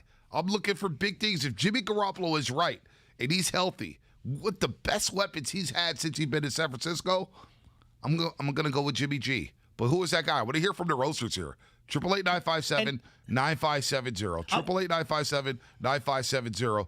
Who's the one player who's going to help elevate the 49ers from worst to first in the NFC West? And there's something that is fun for me about the first NFL Sunday and the fact that the 49ers are going to be the first game on this channel. When I hear that Fox music, I'm not saying it's the best of all the intros when it comes to football music, right? Because we played the primetime music yesterday, and I absolutely loved it. But when I hear that, dun, dun, dun, dun. Monday Night Football, that's the one. I know. I get goosebumps from Monday Night Football. But when I hear that Fox sound, dun, dun, dun, dun, dun, and I see dun, dun, Cletus, dun, the robot football dun, thing dun, that they put on there, if you can get that music, I want to play that. There it is. Dun, dun, dun. I know it is big-time NFC football coming up. We got, I'm Kevin Burkhardt, and I'm here at the Detroit Lions Stadium here in Ford Field, and we've got a big one for you. Oh, we got a big one. We've got Jimmy Garoppolo and the two-headed quarterback system of the San Francisco 49ers going up against the old NFC foe and Jared Goff. Like, I'm so pumped up for this game. 5-0, Jimmy Garoppolo is the most important 49er. That may be true. That is an interesting question as well. Who is the most important 49er? I want to hear from 49er fans as we ramp up for week number 1 against the Lions. And we've been waiting all season for this game. When the schedules got released, we named labeled it a trap game. Dan Campbell's running his mouth at podiums. He's biting kneecaps off. He's pouring 4 shots at his venti coffees. 4 shots in a venti coffee. I can relate. I mean, just a venti. Like, I'd never go, and I know that's Starbucks, but Timeless, when I go to Timeless, it's never more than a medium. Like, Timeless, hey, I love your coffee, but I need a medium. I don't need a large, I just need a medium. Got to get that merchant blend from Timeless. Got to get that merchant blend. I went there yesterday, and I got myself another bag of the beans. I had them grind it there. That merchant blend, I'm going through a bag a week. That's how much coffee I drink at my house. Ooh. I know, I drink a lot of coffee. Ooh. But I love it. The Timeless tastes so good. The Timeless is good. I need to go out there to the new spot on 17th and Webster, downtown Oakland, and get some of those pastries. I'm in love with their savories and their pastries. I know you are. It's just tremendous. So Dan but Campbell. seriously, Shasky, like, who's going to be the player to elevate them from worst to first? I want to hear from Niner fans. You think Niner fans agree with you that it's Bosa? I do. I think there's a segment of the fans that are still holding out hope that it's Trey Lance. Like, Trey Lance is the guy at some point that gets inserted in there. Probably not week 1. I think even a reasonable 49er fan would say, I mean, best case scenario, Lance is developing at a rapid rate in practice. Maybe it's 7, 8, 9. I don't know. I just don't know what it's going to look like. Like, is Jimmy going to take all the snaps from under center and they're not going to showcase Trey Lance at all? Is Jimmy going to just jog off the field once every 6, 7, 8 plays? I doubt it. I don't know what it's going to look like this weekend. I think there's a lot of pressure on Kyle Shanahan and Jimmy Garoppolo heading into this weekend because, look, if you lose to Detroit, that's a statement win for the Detroit Lions. That's one of those, and it happens, though. Like, we saw Chip Kelly win his first game against the Vikings in a very emphatic way, or was it against the Rams? And then Tom Sula won his first game in a very emphatic way. It ended up being a dud of a season. But don't sleep on a team having an opener opening the season against a better opponent. They could come out and beat you if you're not prepared. Kevin Kugler, Mark Sanchez on a call Sunday for Fox. Mark Sanchez. I actually like Mark Sanchez on the college football stuff. Mark Sanchez ain't bad I at all. really like him. Jason Verrett. This is a good one from the 408. Jason Verrett needs to stay healthy in order for the Niners to go worst to first, so he can be good against the number 1 wide receiver. It's an interesting one. If Jason Verrett goes down that corner, all of a sudden, you're going to Josh Norman, who just signed with the team, Lenore, the rookie out of Oregon, Ambry Thomas, who didn't look good in the preseason. Depth at corner is an issue. That's a very good one, 408. Let me give you the one from Twitch here, because this is a great one. NTRS87. Raheem Mostert's the key player on the 49ers. If he balls out early, it opens up the game and the playbook. We have to get the run game going. He took a pass last year in the Arizona game, 80 yards, boom, touchdown. And it felt like after that play, he wasn't the same guy all year. Ankle, foot, all year. And he just didn't have the explosiveness in that burst. Boy, it'd be great to have him 100% healthy and ready to go. And then you mix and match him and Trey Sermon. Oh, I mean, that's a question that I have. Yeah. What's the amount of touches for Mostert that's the sweet spot? And then what's the amount of touches that's the sweet spot for someone like Trey Sermon? Because if you fall behind, I don't think Trey Sermon's a guy that you can play in a lot of different packages. All right, Javon Kinlaw. We'll see about this week for him. His right knee is acting up here. Javon Kinlaw. Also, Dan Campbell, coach of the Lions, says that left tackle Taylor Decker will be out for a bit with a hand injury. So this 49ers defensive line should be able to get after it on Sunday against the Lions. They're missing their starting left tackle. And now you got a rookie on the right side, and you got a backup here on the left side. We'll pull up the depth chart in just a second. Yeah, Ragnow's their starting center. They had a projected top 10 offensive line last year and this year. That was their by the different metrics that you see out there. But depth on the offensive line, like every team in the league, is a big issue. And going up against this defensive line for the 49ers, this is no excuses from D Ford, Armstead, and Bosa. Like, you got to bring it. 650 Kittle. They need Kittle. We need Kittle to not miss time when we come back for those final two games last year. They were a different team. There's no doubt Kittle needs to be in there. 888-957-9570. Niners, they're trying to go worst to first in the NFC West. In the past 19 years, there have been 19 teams to go worst to first. 19 teams to do that. Will the Niners be the next team? Let's go out to Manny and Sabatel. Manny and Sabatel. What's the one player who can elevate this team from worst to first in the NFC West? Hey, good morning, fellas. Good morning. It's definitely D Ford. He's the X factor. We haven't got nothing out of that guy. I mean, he's the best out of that bag, man. So we need him. If he could, even if it's on a snap count, pitch count, whatever you guys want to call it, if he can produce, like, even just get like a couple sacks, create pressures, like consistently. You know, not miss 2 games here, not miss 2 games there. If he can go all year, man, that D-line is going to be nice, dude. We're going to be causing havoc, man. Let's go Niners. Let's go. Great morning call. Great morning call, Manning. Good stuff there. 650. I know you said one player, but it's actually 5. Who is it? Because the offensive line is the most important thing on this team. And you know what? You brought up earlier this week, Trent Williams, maybe the most important player on the football team. Because if he goes down, all of a sudden your offensive line don't look that hot. No, they desperately need him. I'm going to be interested to see what Mike McGlinchey looks like. They've got decent outside pressure. This is a big year for Mike McGlinchey. I mean, this is a big year for him, Bonte. Right tackle, he wants to get paid, coming up on that 5th-year extension. Like, there's a lot going on with this team when it comes to the money. I don't know how much money Mike McGlinchey's worth right now, but, boy, he could really make or lose himself a lot of money with a good performance this year. How about this one from our boy Tamir in West Oakland? Give it to me. The most important piece for the 49ers is not a player. It's on one man, the head coach, Kyle Shanahan. Too cocky. He just needs to coach and not overthink his game plan. Shanahan being the most important piece. I don't know about that one. Maybe, probably, but maybe not. I don't know about that one. What's your reservation? I mean, he's supposed to be the play caller, the maestro, he is, the orchestra, but players still got to play. Players still got to play. They got to execute. They got to execute. You're not worried about D'Amico Ryans, defensive coordinator, new? I mean, that was a big issue with the Niners.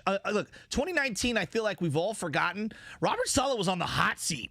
I wanted him gone after 1 year. I didn't think he was that good.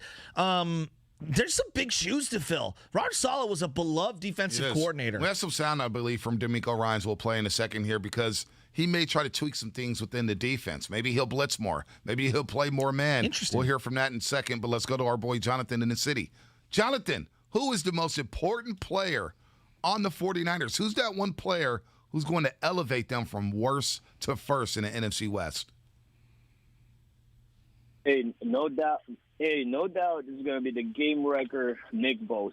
But generally, man, what I feel is both lines, the point of attack, the D-line, and the O-line. If that unit on both sides stays solid all throughout, we're going to L.A., man. I mean, this team is deep. They got weapons all over the place. We just need Kyle Shanahan to call a great game plan. And like I said, man, the point of attack stays solid. We're going to be solid the whole year. Go Niners! Let's go. Like that, Jonathan. I like that, Jonathan. We got a headline from Gutter Trash and PDX. 49ers make Fords want to recall Stafford trade. That's pretty good, Gutter That's Trash. pretty good. Pretty damn good here. Pretty damn good. By the way, the new Odyssey exclusive stations are curated for sports listeners like you. Find your new summer soundtrack. There are hundreds of new stations for summer barbecues, road trips, working out, or relaxing poolside. You'll find a huge variety of music stations like Arena Rock of the 70s and 80s that conjures up memories of epic tailgate parties, mesmerizing light shows, fog machines, and lighters held high in the air. You'll find your favorite artists on Odyssey, too, on the all-new Artist radio stations. Check out the new Odyssey exclusive stations on the Odyssey app. Brought to you in part by Macy's, Geico, and Coke Zero Sugar. Let's go to Film on Mike. It's been a while since we heard from Film on Mike. Philmo, what's happening? You're on the roast. Oh, man, it's not even a player that's most important. It's the training staff and whoever's stretching these players out, man. You feel me? Yeah. It's not about the players. It's about the training staff and who's stretching these players out for real, because I don't want to see hella injuries. I'm sick of injuries, sick of excuses. Let's go. I'm ready for Sunday. Yeah, me too. Love that. Me too. People are getting fired up. I'm with him on the injuries. Look, Jalen Hurts getting put on the IR. I mean, we knew what was going on there. Emmanuel Mosley looks like he's going to miss the game this weekend, but he'll be. Javon Kinlaw's probably going to miss the game too. CB, now that's the problem for me. And I just let's talk about Javon Kinlaw, because you know where I was on draft night, and I don't want to beat a dead horse here. But I got to be honest with you. This is a horrific decision when it comes to the domino effect, the Jenga-ing, if you will, of what they did. They had an all-pro in DeForest Buckner. He was coming up for an extension. They didn't want to sign him. They had Eric Armstead, who was going to be a restricted free agent or unrestricted free agent, and they had Jimmy Ward, who was going to be an unrestricted free agent. They had the franchise tag in their back pocket. Why did they move Buckner to go up and get his replacement when no one was going to jump in front of them at 14 to go get Javon Kinlaw, and you took a 2-down lineman with a bum knee? This is looking like a bad set of moves right here. Well, you were feeling Kinlaw at the end of last season, though. Yeah, well, I mean, right. I was, but I'm going to be honest. Beat what I say, though. Value at 14. Right. You take a player who can play many snaps. Like, there's value in getting an offensive lineman, even if that guy doesn't work out, because he's going to play like McGlinchey. As bad as McGlinchey's been at times, he hasn't missed a lot of games, man. Yeah, he hasn't missed a lot of snaps. That doesn't make it when you're not missing games. Mike McGlinchey's better right now than Javon Kinlaw. Yeah, well, he should be. He's played more in the league, but is he better? Is he that much better? Because he gets beat on the edge a lot. He gets beat on the edge a lot. He gets your quarterback killed. I mean, I don't know. I don't know about that. Kinlaw played well down the stretch last year. He got better and better as the season gone along, and you know that. You're in your feelings right now. That doesn't make it the right pick. Just because the guy played better doesn't make it the right pick. It's not the right pick, but is it that unfair to Javon Kinlaw? Look, the front office, I believe, made a mistake. They basically chose Armstead over Buckner, right? That put Kinlaw, all right, you draft him number 1 and you give him number 99. All of a sudden, it's like, go be Buckner. That's not fair. This guy's a different player. Look, it's not about being fair. This isn't about Kinlaw. This is about the decision from a roster construction standpoint of breaking down why they did that move. Look, him not play. That's not good, man.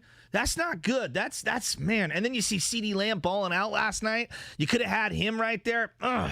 That one's, he's got to get back and be healthy. That's not good. He's got to be back. I don't like the fact that he's missing. That's not good. 1. Yeah, I don't like that as well. Cody in Newark. Cody, what's happening, man? You're on the roast. Who's the one player that's going to elevate this team from worst to first?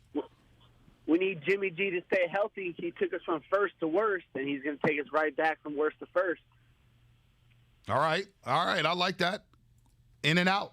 In and out here, like your fresh burgers, in and out, baby. Like Jalen Hurd when it comes to practice. Boy, and I feel for the kid. Seriously, of course. I don't laugh about it because the guy's trying to play football. The guy has talent, and injuries suck. Injuries suck. Sometimes you just can't get up. Like Marcus Lattimore, I think about him. Dude was a stud at South Carolina. Superstar. Suffers one injury, gets drafted by the Niners. He's trying. You're giving him a shot, and he just can't do it, man, because the body said no. That's the same thing with Jalen Hurd. It sucks, man. Dudes try to get on the field. Like, I know Niner fans are frustrated about the Niners keeping Jalen Hurd, but don't you think Jalen Hurd is frustrated too? Of course he is. Don't you think he's frustrated? Like, damn, I can't even get on the field because my knee won't act right. Well, of course he is. There's no doubt about it. Look, I'm wearing a Navarro Bowman jersey today, Bonte. Nobody's career has been more impacted because of knee injury. Maybe Lattimore, because he didn't even get a chance to play in the NFL. He hurt himself in college, not getting an opportunity to get paid. I think he would have been a top 5 pick in the NFL draft had he not hurt his knee.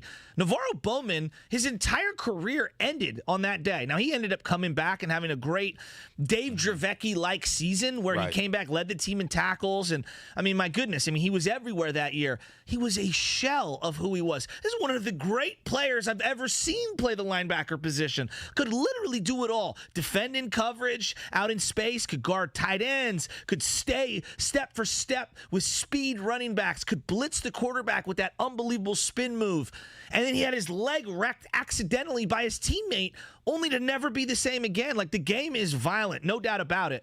But look, it's also, brutally a business. And the reality is that keeping guys like Jalen Hurd around, when you know the guy's hurt, you could throw him on the practice squad. Like, you can cut him. No one's going to jump over you to come get him and put him on their active roster because of the knee injuries. You got to be discerning. And that's the hard part. And that's the reality of professional business. No doubt. And Bowman did tear his ACL at Penn State. There's no doubt about that. Twitch, brought to you by Xfinity. I didn't have the comments up, so I guess on Twitch, when you refresh it and you sign in to Twitch, I had the big photo, but it was like view 95.7 the game page, so I didn't have that up. You can't see the previous comments for some reason. So I want to see the comments because I know Twitch has ideas about who's the one player. Let's check out YouTube here. YouTube on 95.7 the game. By the way, subscribe on there. Subscribe on YouTube.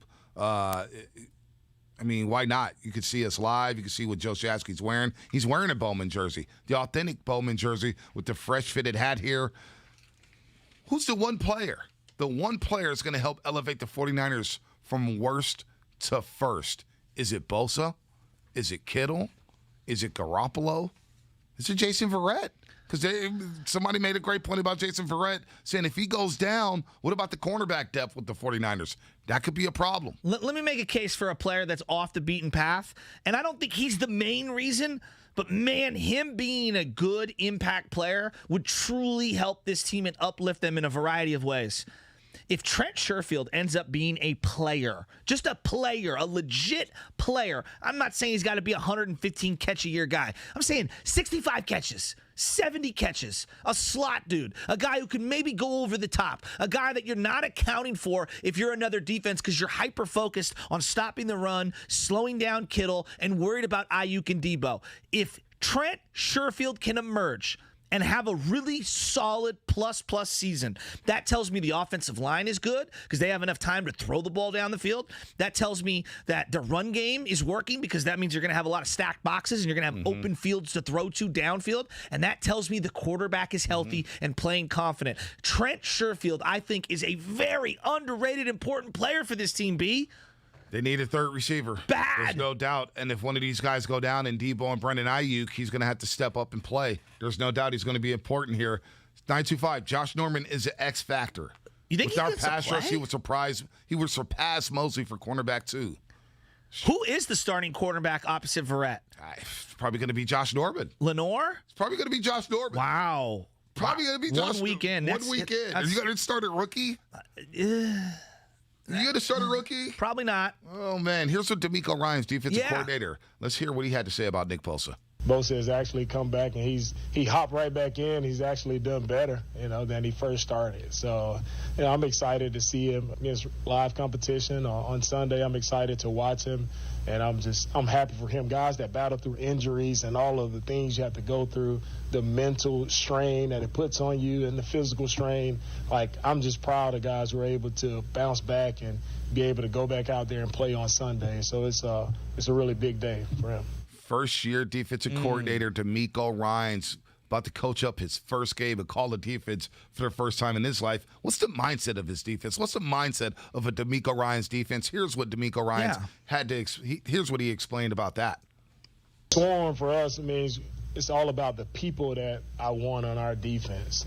Swarm is I want special special people with special work ethic and a relentless mindset. That's what Swarm means to me. So it's all about the people, right? It's all about the mindset that you come in every day, you're attacking the day, you're attacking the daily process, dominating not only on the football field, you're one-on-one, but you're dominating the little things, whether it's taking care of your body, nutrition, weightlifting, the way you practice, being deliberate. It's all about having a relentless mindset in your pursuit of being successful and being the best that you can be. Not as intense as Robert Saleh, but we know DeMeco Ryans was a badass on the football field. Well, you don't have to be an intense, crazy motivator when you have Chris Kasurek, who's an absolute psychopath on the sidelines.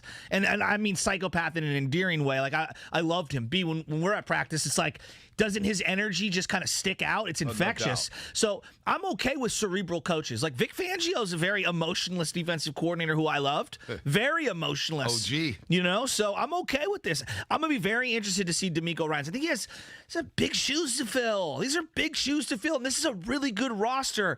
And scheme is so important in the NFL, unlike the other sports. Sometimes the player can supersede the scheme in baseball and in basketball. It's irrelevant, right? In football, it is very important that your scheme matches up what players can maximize their abilities to do. No, there's no doubt about that. I'm eager to see how he calls the defense. Will they run a lot more zone? Will they blitz more? Will Fred Warner blitz more? Will Dre Greenlaw blitz more? This linebacker core. What is he going to cook up that is going to stick out from Robert Saleh? Because Robert Saleh sat back in that cover 3 zone. Not a lot of blitzing there from Robert Saleh at all. You really don't have to blitz because you have a great front four, and I think against Detroit, you probably won't have to blitz much against the Lions, but you definitely want to shake up Jared Goff early and often. Yeah, there's no doubt you want to do that. Dee Ford. We haven't talked about Dee Ford. When Dee Ford is on the field in 2019 for this team, he played 33% of the snaps.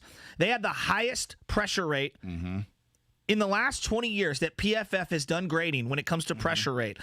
The 49ers got to the quarterback with Dee Ford on the field better than any defense they've ever ranked in 20 years of doing PFF. Right. He is vitally important on third down to what this team wants to do. Nick Bosa is a guy who's going to play way more than Dee Ford, and I'm expecting him to do more things. But Dee Ford's the kind of guy you put opposite Nick Bosa, and now you go from really good to great. And that's what I'm hoping we get a chance to see. I would really like to see Dee Ford bust out of his shell with a sack and a half. I mean, that would be very encouraging for this defense. I'm pulling for Dee Ford because, we go down there at practice and we see Dee Ford. We're like, all right, Dee Ford, baby, looking good, man. He gives us a little thumbs up, like, right on, guys. Then we see him kind of just strolling by himself. We start talking to him, but he goes, let me get right, guys. I'm trying to get right. Yeah. I'm trying to get right. Like, I think Dee Ford got dragged so much by this fan base and some media members because of what you pay for, right? You paid a lot. You gave up a second-round pick to Kansas City. They flip up and get Frank Clark or whatnot. This is something that's never been lost on me. What you just cited there in 2019, he was a factor. Yes. A big factor. And the pass rush did crumble a bit when he got hurt. And obviously he doesn't play a snap last year. He gets hurt. I felt bad for him because it's not like there was this narrative that he didn't even care, that he was just robbing the 49ers of money and that he was just, oh, man, Dee Ford, he's hurt all the time and doesn't really want to play. We saw him out there working out by himself after practice, hitting the sled, running extra sprints, just mentally trying to get right and trying to get back on the football field. Like, the guy cares. The guy wants to play. The guy wants to win. So I look at a Dee Ford and I'm saying, you know what? I'm rooting for that guy. Even if he's on a snap count, I'm rooting for him to get after the quarterback because he is a devastating pass rusher going back to his days at Auburn. When he comes off the edge as a speed rusher and you get Nick Bosa on the other side, that is a problem for opposing quarterbacks. No doubt about it. And they also need another guy to play really well, B. It's not just Dee Ford. What about Eric Armstead? I mean, Eric Armstead was like on a milk box carton last year. I need that guy to step up and ball out, no? Yeah, DJ Jones? With no Kinlaw, you got to slide Armstead inside. How are the fans feeling about Eric Armstead? There's no Javon Kinlaw probably this Sunday. How are fans feeling about Eric Armstead? Just to give a quick update, we have heard and been confirmed that John Lynch has said Trey Lance will be available on Sunday and will play. Yeah. Javon Kinlaw will not. Where am I at on Eric Armstead? I think that's complicated. I think we all like Eric Armstead as a person. You know what? Forget Eric Armstead for a second. Trey Lance is going to suit up now. Yes. With the finger injury. Yes. Do you really expect Shanahan to roll out this 2-quarterback system on Sunday? I don't know. Over-under snaps for Trey Lance. Over-under snaps for Trey Lance. If I set the line at 6, where are you going? Snaps. I'm going to go under. Under? I'm going to go under. I'm going way over. Now, I think that Shanahan can't resist himself. I think that Shanahan's going to throw him out there in a good way. In a good way. I think he's going to throw him out there. I think they're going to utilize him in a variety of packages. And I also think the Niners are going to get out to a good lead, and Trey Lance is going to be able to play late in the game. Yeah, I'm going to go over under. Let's do this. First half snaps. Over under 3. First half snaps. I'll say push. He'll play 3 snaps. I'll give it a push. You would be just like Shanahan. Give it a push. Wouldn't it be just like Shanahan to trot out Trey Lance for the first play of the season? Yes, it would be Just Shanahan. the first play and then run him off? It would be Shanahan. Like, what are the realistic expectations now at the quarterback position? Now that we're here, now that we know Trey Lance is going to start. No, not start. Suit up. Suit up, excuse me. Let me not confuse everybody. Yeah, I just wanted to correct you. Let me not confuse everybody. Apologies. Jimmy Garoppolo will start. That we know of. Yes. That we know of. He will take the first snap of the game against the Detroit Lions or the first offensive snap for the 49ers. But what do we really expect with this situation? Now that we're here, now we saw the Raiders game in week 3 of the preseason. Great question. Is he really going to trot out Trey Lance during the first possession of the game? Like, is that really going to happen? What do Niner fans think? Like this 2-quarterback system. Is this really happening? I have a hard time believing it's going to be even close to like 60-30 or 66-33 or 34%. Like I have a hard time believing it's 2-1, right? Jimmy's going to get 2 times the snaps. Trey Lance is going to get a third of the snaps. Like that I have a hard time. I do think they're going to sprinkle it in, though, B. I think if they get into especially if they get stagnant and, you know, they just want to run something out there, you get the little read option play, boom, you hit a big 12-yard run. I think let's just try it again. Boom, we hit another one. Okay, now let's do the keeper and roll Trey Lance out, and let's see if that defense can stay disciplined on that. I actually think he's going to play more than 5 snaps in the first 2 quarters. I actually do. 888-957-9570. We're going to roll up some over-unders. I want some over-unders here. We'll get those cracking off in just a second. You think I'm alone on that? No, I don't think so. I don't think so at all. I know you're not alone on that. That's a fact. That has been proven here. Here's what the Professor John Clayton had to say about the 49ers quarterback position. I think it's going to be very similar to Taysom Hill, at least initially, because, again, certainly if you're Kyle Shanahan and you want to try to reestablish your team, you want to reestablish, with the experience and just get the offense going. But, of course, I mean, you do know that Jimmy Garoppolo has missed 23 of 48 games since coming over to San Francisco, so there is a chance of injury. And, again, I still get big concerns about over the last couple of years watching the injury history of the 49ers. I think right now it's going to be more traditional with Trey Lance coming in, running a few extra plays that will be different than what Jimmy can do. And then if there's an injury, then Trey can step up and maybe take over. All right, we're going to get Stephen Langford on here in just a second, of course, host of the pregame show, to try out some over-unders, as John Clayton talked about the situation there with the quarterback position. You seem to be kind of stifled this morning, almost like you don't know what's going to happen on Sunday. I don't know what's going to happen on Sunday. I'm surprised. I'm not feeling the 2-quarterback system. I'm just not feeling it.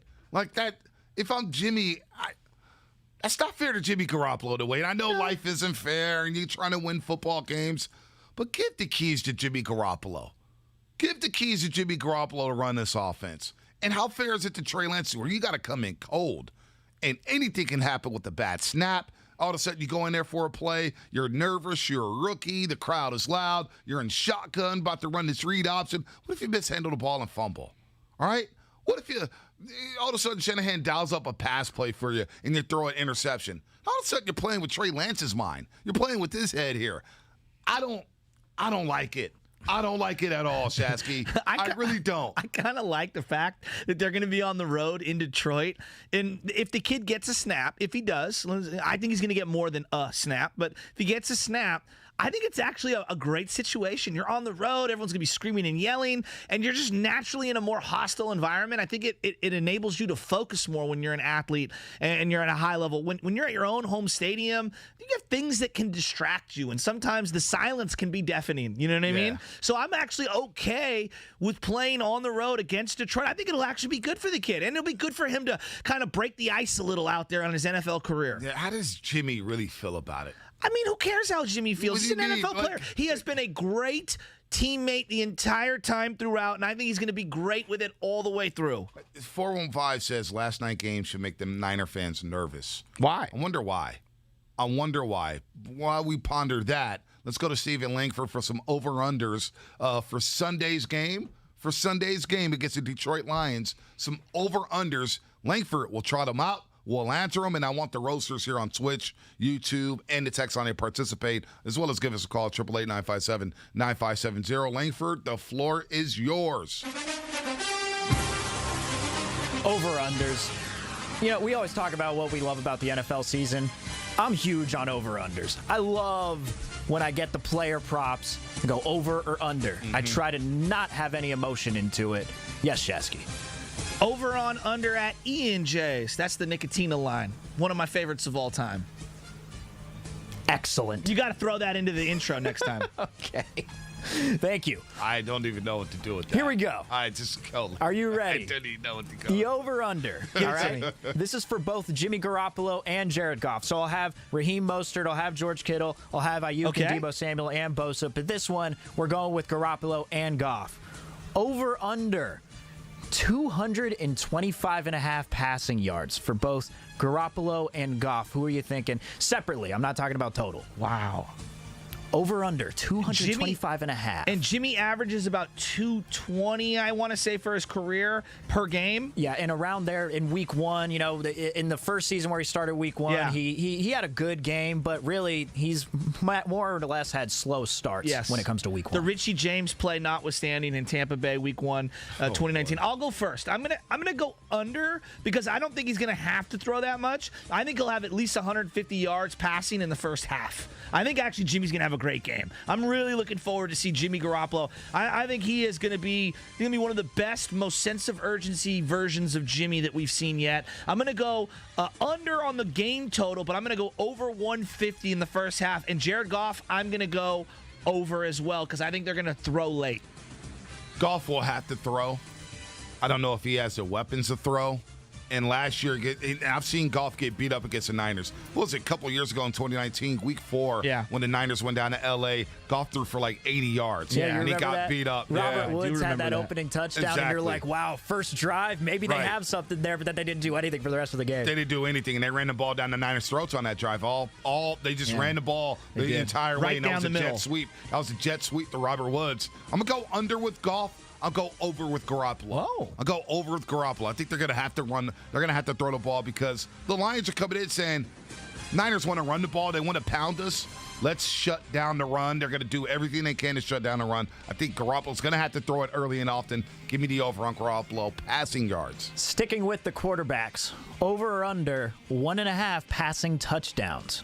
Will Garoppolo or Goff have 2 touchdowns in this game? Are you going over or under 1.5 passing touchdowns? I'm going to go over for Jimmy Garoppolo, under for Jared Goff. To me, I'm telling you, Jimmy's going to have a good game, and I think that they're going to run some of that boot action in the red zone, and I think they're going to try to get George Kittle a touchdown, and I think they're going to try to get Brandon Ayuk or Deebo Samuel on some of those short little out plays. They really like those with Jimmy. So I'm going to say over for Jimmy, under for Goff. I don't have the Lions scoring a touchdown in this game. I have over for Jimmy Garoppolo. I have the over. I'll take the over with Jared Goff, too. I think the Lions do score 2 touchdowns, 1 garbage time touchdown. Mosley not playing worries me a little bit on who starts opposite of Jason Verrett. Will it be Kwan getting to start, or will they just keep Kwan in the slot, being a nickel back? I wonder what the Niners will do there. TJ Hawkinson's a problem. He's a hell of a tight end, and Tart has had issues guarding tight ends in the past. I'll go over for both quarterback touchdown passes. Over for both. All right, let's move on to the running back. Raheem Mostert, over or under 69.5 rushing yards? I'll go over. He breaks off at least a 30-yarder. He could do that on 2 carries. I was just going to say, he might do that on 1 play. Right. I got over. Yeah, I'm hitting the over as well. It's got to be the over. The question I have for you guys, because I don't know if you have this, over under 8 carries. Oh, yeah. He'll get double-digit carries. You think so? He'll get Double-digit carries. He has to. I mean, they're going to run it down their gullet. It's no longer run down their throat for me. It's gullet. We don't use that. I like gullet. That's a cartoonish type of a word. I like it. We don't use that term enough anymore. I think it's a forgotten term. I like it. Let's move on to George Kittle. Right down their larynx. Over or under 57.5 receiving yards for George Kittle. What do you think? I'm going to go under, actually. I'm going to go under. I think they'll have a couple little dump-off plays. He might score a touchdown, but I don't think they're going to try to push the ball down the field to him specifically, because I think that Detroit has probably been scheming to slow down George Kittle in week 1 only. Yeah, I'm going to go under. I'll go over on George Kittle. I think he gets about 65 receiving yards. 65. You just don't know with these bad teams with Kittle. You don't know whether he's going to be that receiving tight end or that blocking tight end, because he could excel at both. You know what I do worry about with George Kittle? Him trying to bowl over somebody, or somebody takes his knee out and he gets hurt. He's had a lot of injuries, man. Kittle has had a lot of injuries. That scares me. I'm going to lump both Brandon Ayuk and Deebo Samuel into this one. Over under 47.5 receiving yards for Ayuk and Samuel. Oh, over. Yeah, for both of them. Yeah, the two of them are going to have to go over. And it's the gadgetry for me. It's not even the throwing the ball down the field. It's the Kyle Shanahan wizardry to get these guys the ball in space. So I'm going to go over. Yeah, I mean, if I got Garoppolo going over 225.5 passing yards, I got Kittle going over, I got to go over with Deebo and Ayuk as well. You don't have Ross Dwelly going for 175? No, I don't have Ross Dwelly going for one. Maybe Mohamed Sanu gets a 70-yarder or something. I don't know. Oh, that would require him to catch it. You Yeah, never he might know. catch 'Cause, it. I mean, last night you had Chris Godwin and AB both going for over 100. Then you had Mike Evans going for, 36 yards, I think? Yep. And you had Amari Cooper and CeeDee Lamb going for over 100 yards as well. It may seem low, but also you never can tell, because they could just have 2 receptions for 35 yards in the game. It's a passing league now, man. This thing is archaic. Let's go. I'm going over with both. All right, we got one more here. By the end of the year, who's the best 49er wide receiver? Trent Sherfield, Ayuk, or Deebo? It better be Ayuk. It better be Ayuk. Over Deebo. It better be Ayuk. It's a first-round pick. I think in it's a loaded Deebo. Dude, it's got to be in a Deebo. draft where you could have had Jefferson, CeeDee Lamb, Jerry Jeudy, it better be Brandon Ayuk. Let's move on to the defensive side. I got one more for you. Nick Bosa making his return. Over or under 1.5 sacks. Ooh. Do you think he'll get 2 sacks in this game, or are you going under for Bosa? I'm going over for Bosa. Yeah, I think I am too. But I do think 1.5 is a perfect line. Like, perfect line for me, because I think he might share a couple of sacks with D4. Like, they're going to meet at Jared Goff's navel. No pitch count for me. I'm just going to go. So there you go. That's all I got for the over-unders, fellas. All right, I love the over-unders. What do you think about that, Roasters? 888-957-9570. Jimmy Garoppolo over 225.5 passing yards. How many snaps will we see Trey Lance? Yeah, that's what I want to know. Roasters. What do you expect? How many do you want to see? Yeah, how many do you want to see from Trey Lance? Because I think a lot of people don't want to see him play at all, and I think a lot of people want to see him play a lot. And that's the question I have for the Roasters. What do you want to see Shanahan do at the quarterback position week 1 against the Detroit Lions? 888-957-9570. And don't forget, football is finally back. Yes. The Rocket Mortgage Pro Football Pick'em. Your picks could be worth $10,000 with the Rocket Mortgage 2021 Pro Football Pick'em. That's right, 10 racks. Sign up today by texting picks to 20357. It just picked the winner of each week's games. No point spreads. Nope. No lineups. Nope. And it's totally free. Free. Free is me. Me. Free to enter. Pick the most games right throughout the season, and you can win $10,000. By the way, I'm 1-0. I'm sure a lot of you are 1-0, but we got a scare. We got a big-time scare against the Dallas Cowboys yesterday, and your boy lost some chicken on the game yesterday. I don't really want to talk about it, but your boy lost chicken. I usually don't bet on week 1 or 2, and your boy struck out yesterday against the Bucs. But, hey, 888-957-9570. Line them up. I want to hear from your Roasters. What do you think about Sunday's game against the Lions? How will Shanahan handle the quarterback position, plus married to the game, coming up at 9:30? You don't want to miss that. We'll explain on the other side. The spell is cast. Halloween time is back at Disneyland Resort, and 95.7 The Game wants to give you a chance to get in.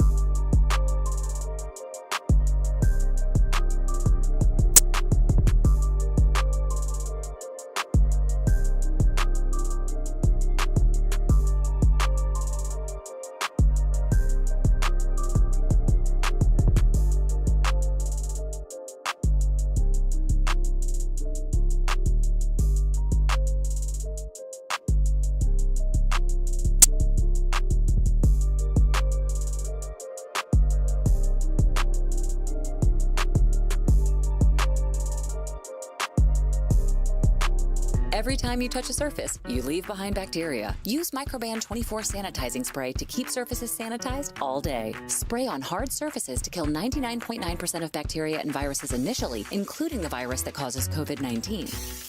Microban 24 keeps killing bacteria for 24 hours, touch after touch. When used as directed, Microban 24, touch after touch, it doesn't give up. Church's has a deal made for you or all y'all. Choose your favorite tenders or classic style chicken and spicy or original with sides and biscuits for everyone. So swing by for Church's Feed 6 starting at $20 deals. Church's, bringing that down home flavor. Offer valid at participating locations.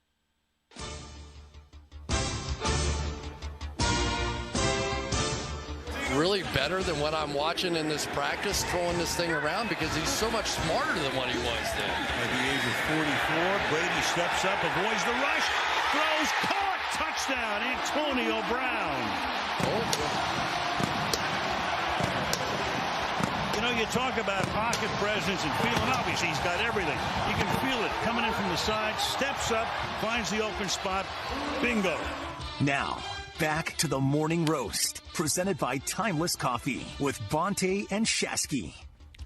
You know, we're just talking in the break with Joe Spadoni, technical producer for Steiny Cougar and Dibs. And he's like, man, Brady looked really good, didn't he? And that's Al Michaels, Chris Collinsworth. Do any 49er fans? Here's why I'm at with Brady. I didn't want Brady with the Niners. I thought Jimmy deserved another chance to run it back. You were 7 minutes away from a Super Bowl. I have no idea whether it would have worked with Tom Brady and the 49ers or not. I don't know if Gronk would have came out west. I don't know if Antonio Brown is a 49er.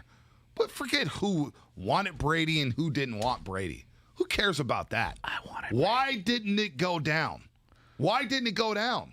If Brady says, I want to be a 49er, why didn't it happen? It's a great question. I think looking back on it, in retrospect, the argument was, and again, I'm trying to remember what it was in real time.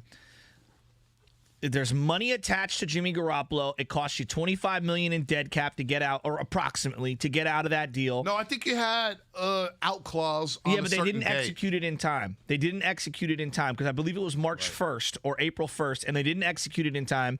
And it would have cost them X amount of dead cap. And remember, at the time, Todd Gurley was getting moved for dead cap money, and everyone's like, I can't believe the Rams have done this. In just the last couple of years, a couple of different teams have done a lot with a lot of the dead cap money where they've absorbed big-time blows to just move off of players. And it was kind of a radical idea at the time. And also, the 49ers were in a financial quandary because they had the Armstead deal expiring, Jimmy Ward expiring, coming off of great years. They had to obviously do something on the fifth-year extension looming over DeForest Buckner. And I think that there was like too many things going on all at once. And I also think if we're being real, a lot of people in real time thought, Tom Brady, how much does he really have left? Didn't look good that last year. No. He didn't look good that last year. He didn't look good. Now, it would have been a great story to bring him back home. But outside of that, Jimmy had a better 2019 than Tom Brady. He just did.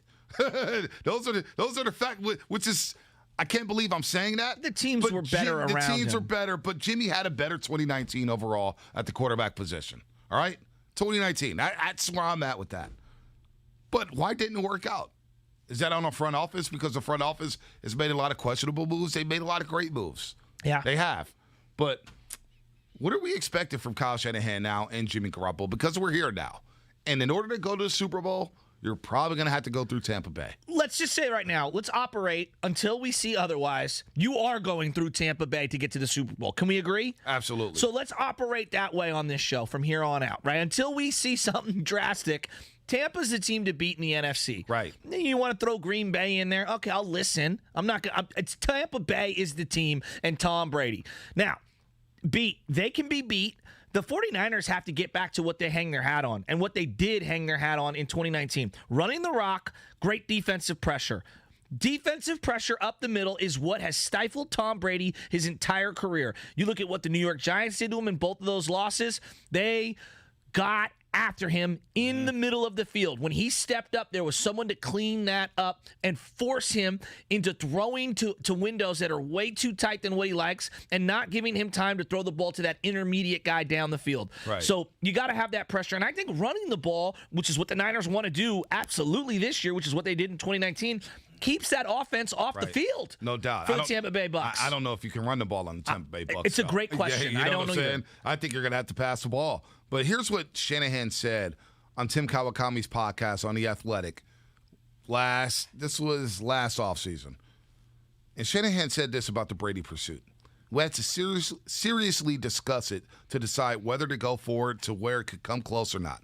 So it didn't come close. But that's why John Lynch, that is, and I had to put the time into it. If you would have asked us that right after the Super Bowl, I mean, Tom Brady, everyone knows who Tom Brady is and how unbelievable he's been. But if you had asked us right after that Super Bowl, that's kind of unheard of. It's a pipe dream. Like, you don't really think about that. So we were just so happy with our team and happy with Jimmy. It didn't end the way we wanted. We can all do better, myself and Jimmy Garoppolo. So that's where they're at right there. Do you believe Shanahan? Look, I'll admit it on the front end, B. I'm a sucker for the nostalgic and the local guy. I always will be. I just will be. First 8-9 years of Brady's career, I diluted him. I don't want him to get anywhere near Joe Montana. Oh, my God, I can't stand him. He's not that good. The defense won championships. When he won the one against Seattle, I became a Tom Brady fan. That fourth quarter against the Legion of Boom to throw for 200-something yards is one of the great Super Bowl performances of all time. And I gave in. I'm like, you know what? He's better than Montana. That was the moment for me. Now, a lot of people, some will never give up that Joe Montana is the greatest, and that's fine. That's their prerogative. We're splitting hairs. We're talking about different eras. You're not going to please everyone when we have this conversation. That being said, I wanted to see the hometown kid come home and bring a Lombardi to San Francisco. Now, I'm happy today that we have Trey Lance in the fold, but there is a small part of me, B. I watched Tom Brady. I'm like, damn it, he should have been our quarterback. Yeah, I don't know. I don't know about that. I don't subscribe to that. That's fine. It's a Disney. It's a fairy tale to me. Oh, and then the hometown kid coming back home to play for the San Francisco 49ers. He wanted to play, though. Yeah, but why didn't he? Why wasn't it happening? I don't know. Why didn't it happen? What, did Brady really want to come here, or did he use the Niners as leverage? I mean, did he look at Tampa Bay and say, man, they got Mike Evans, they got Chris Godwin, they have Cameron Brate, they have O.J. Howard. Oh, maybe I could swing a deal for Gronk here. Antonio Brown's waiting in the wings. Bruce Arians is a cool guy. Risk it, no biscuit. He's an offensive mind. We're going to have fun there.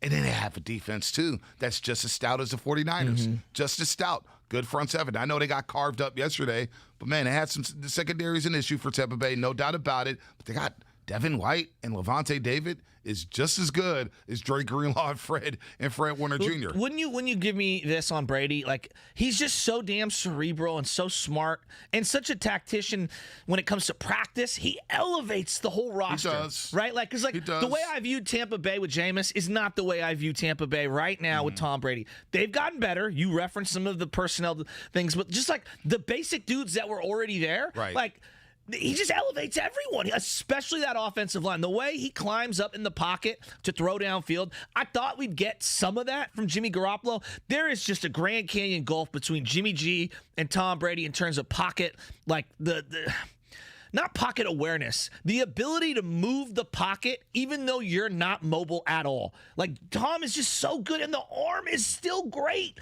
The arm is still great. He's just, God, how is he this good this old? I don't get it. I don't get it either. But I don't have any regrets. I thought the Niners made the right move. And last year, you get all the injuries. George Kittle. You get the MetLife turf, in New York City with Nick Bosa. Raheem Mostert's hurt. Everybody's hurt. I moved on from that. I thought it was the right move to stick with Jimmy Garoppolo with a team running it back. And Brady, that image of Brady throwing the pick six to end his career in New England, that season when they lost the last week of the season in Miami, he did not look good. They didn't have any playmakers. Jacoby Myers, an undrafted free agent, was their best playmaker. But you know what, though? We make that excuse for Tom Brady. We never make that excuse for Jimmy Garoppolo. He's got George Kittle.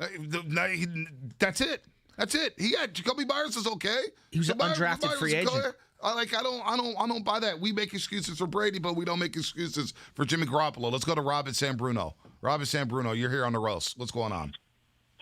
I got 2 points. My first point is when Tom Brady wants to come to your team and he's telling you he wants to come to your team, you make that happen. Thank you. That's like having a 34-year-old Michael Jordan coming back from baseball and you saying, "Oh, we got Penny Hardaway, so we're gonna keep Penny Hardaway."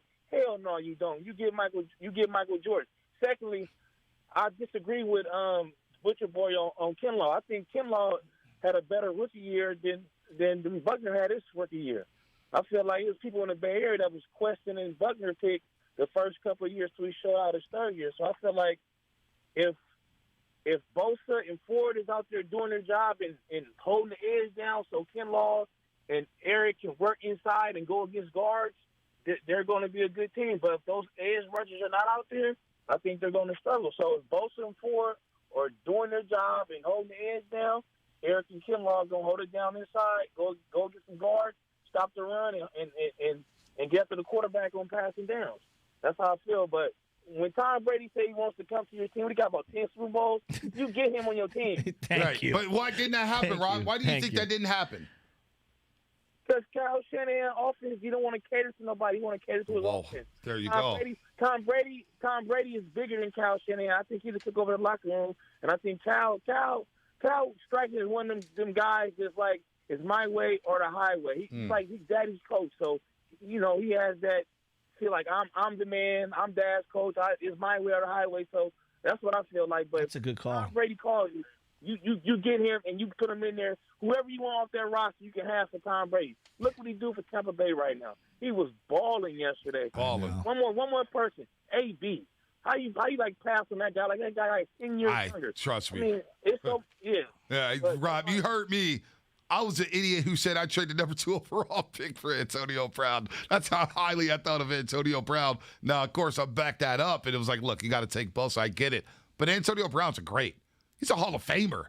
He had a 5-year stretch. He had a 5-year stretch as good as any wide receiver the game's ever seen. I agree. Ever. I agree. But there's something about, what he's done off the field. Yeah, that's the thing. And the Niners are trying to move off of that stuff. So you are listening to 95.7 The Game, KGMZ FM and AC1, San Francisco and Odyssey Station. Don't forget, Danny White joined SGD yesterday on the midday show. The former Dallas Cowboy, great quarterback. Go back and check that out. Download the Odyssey app right now and listen to that interview as well as listen to us. And don't forget, 95.7 The Game, we give you all the breaking news updates as well as links to the top interviews and best moments on the game, powered by DuckDuckGo. Privacy simplified. Let's go to Antonio. Go ahead. I was going to say on the Brady thing, I do think I feel a little more pain this morning because the Niners didn't play at all yesterday. The fact that was the standalone game and they're coming off the Super Bowl the way they did, because I felt the same way during the Super Bowl watching, like, damn, we're not here, they are. God, we should have taken Brady. And it's easy for me to sit here and say that. I mean, I'm playing the results at this point. Well, let's see how I'm feeling after the Niners play on Sunday. I'm sure I won't be as sad. You know what I want to see? We were talking yesterday about whether or not we wanted to see Giants, Dodgers, or Cowboys, Niners. Now, what I do want to see is Niners, Bucks. I want to see Garoppolo versus Brady. Shanahan, Garoppolo versus Arians and Brady. That would drive people insane. Insane around here.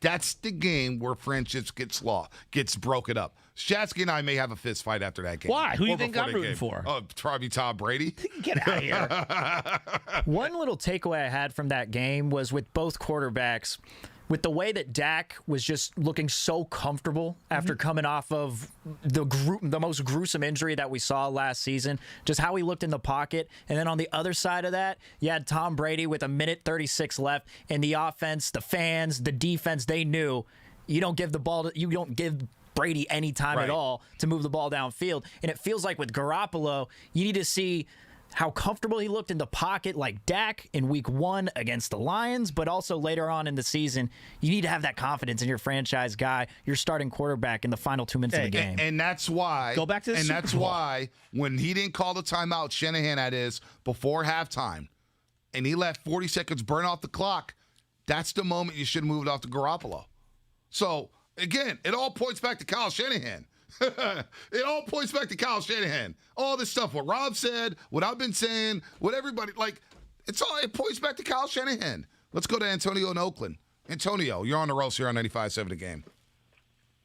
Hey, Tom Brady should be a Niners quarterback. We could have won a Super Bowl last year, and I think we can win it this year without him. But I mean, I think he would have got us back-to-back Super Bowls. And the reason why Shanahan didn't want us because of his ego. He wanted to do it without a Tom Brady, that name. He wanted to do it with his own guy. I'm just saying, but Brady's the GOAT. Like, he became the GOAT when he beat Atlanta, came from behind. miraculous comeback. That was just incredible. And, the 49er fans say, Montana's better because he never threw an interception in the Super Bowl, even though he threw a pass right to a Bengals defender and he dropped it. But that's not here nor there. Hey, and Super Bowl 23. The Bengals defender would have caught it, Niners would be 3-1 in Super Bowls. Montana would be 3-1. He'll be looked at, as a GOAT, but lowercase G GOAT. Could you imagine? Yeah, no. Good call, Antonio. Hell, if he throws that interception and the Niners lose that Super Bowl, Steve Young may be starting the next season. That's where we're at with that one. But that's revisiting his history. Montana goes 4-0. Here's the thing with the fans that didn't want Tom Brady, including me. If Tom Brady signs with the 49ers, okay, and they move off of Jimmy Garoppolo, by the season opener, everybody's pumped for Tom Brady. Everybody's like, you know what? Tom Brady's the quarterback of the football team. But if this had to be a decision. Like, you got to think that Brady was like, you know what? I want to go back and play home. Play in front of pops, play in front of moms, play in front of family and friends. I don't want to go to Tampa. I want to go to the Bay Area, be close to L.A. Why didn't he sign with the Niners? Is the elephant in the room Kyle Shanahan? Is it John Lynch? I don't even want to.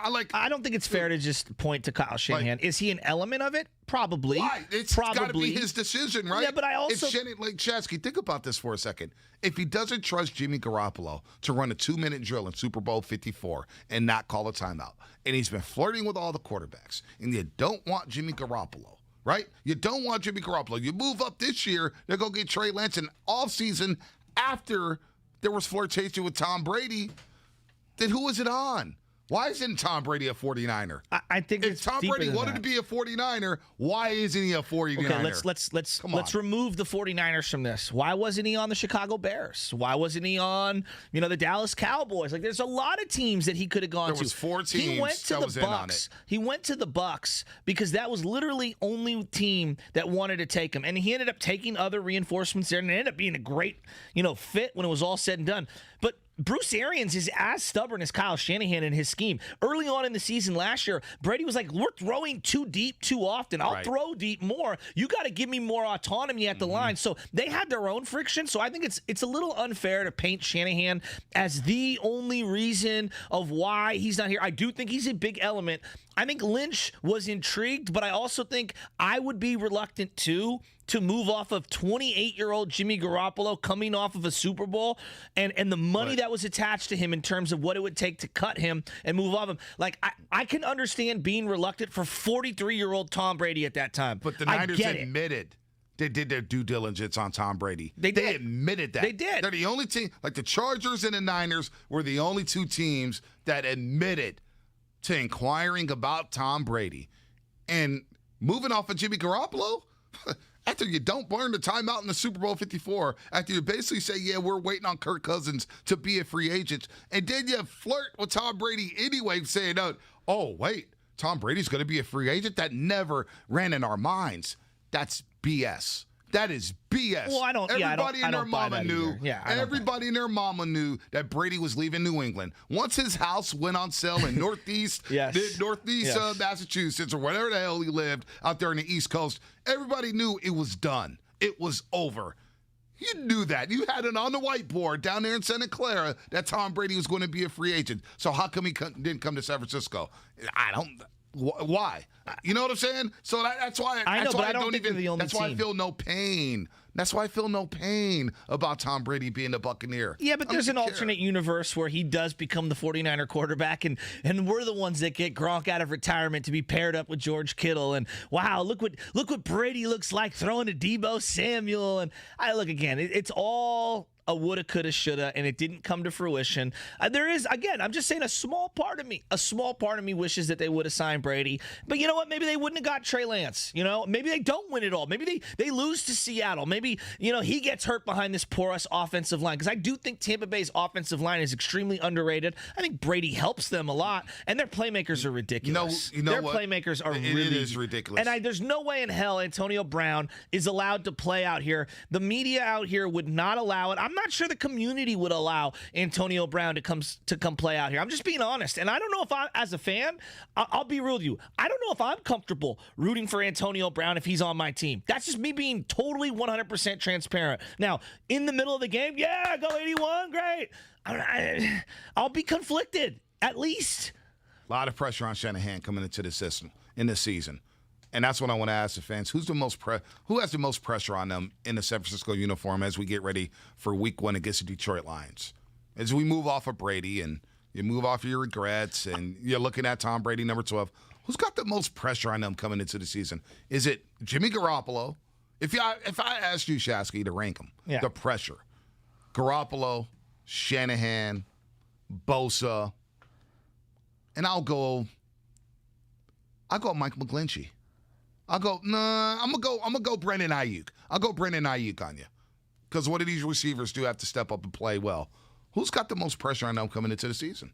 It feels like Jimmy Garoppolo because his NFL career in a way is in the balance. Like, I still think he's got a career ahead of him in terms of, are you still a starter? Are we sure? Like, because best case scenario, he balls out this year and he's coveted and he can choose his landing spot. Right. If he doesn't, he gets thrown to the wayside. He gets thrown into the Nick Foles bucket. You know what I mean? Where you're that guy that, or Flacco or whomever, you're that guy that, obviously had a magical one season, but you're probably destined to be a career backup at this point in your career. So I'm going to say it's Jimmy Garoppolo. I really hope he seizes his opportunity as I get choked up here talking about Jimmy Garoppolo. I do. I really want him to seize his opportunity and have a good year. I also want to see a little sprinkling, Salt Bay, of Trey Lance. I think he's another guy. I kind of got a weird, there's a lot of pressure on Trey Lance in a weird way, too, B. Don't think he's exempt from this. Trey Lance is dope. I mean, he's going to have to go out there and in small snap counts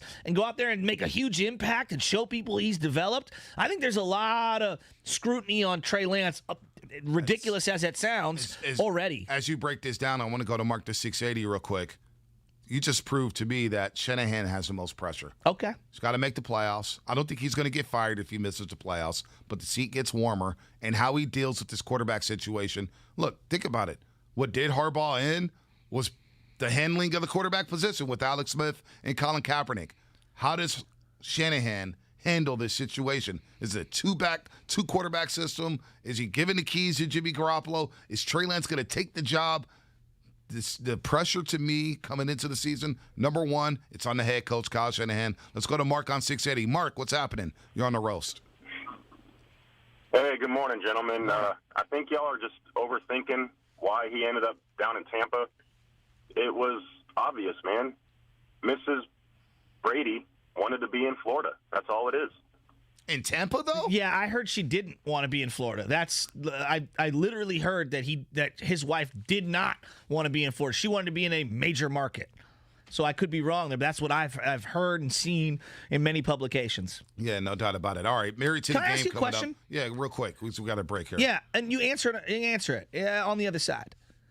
What are your pregame rituals for a road game? Because I've got a couple. I want to know what Niner fans' pregame rituals are. Because I used to wake up in the 90s, and I'd wake up and be 9:55 ready to go. Sometimes I'd sleep till 10, 12, and you know what would end up happening? The Niners would be up 14-0 on the Aints. They'd be up 14-0 on the Falcons. That's what I'm hoping happens this Sunday. I'm not oversleeping. I'm waking up at 10 o'clock or before 10 o'clock. I have no choice with the 9-month-old. 888-957-9570. What's your week 1 ritual? And that's coming up here.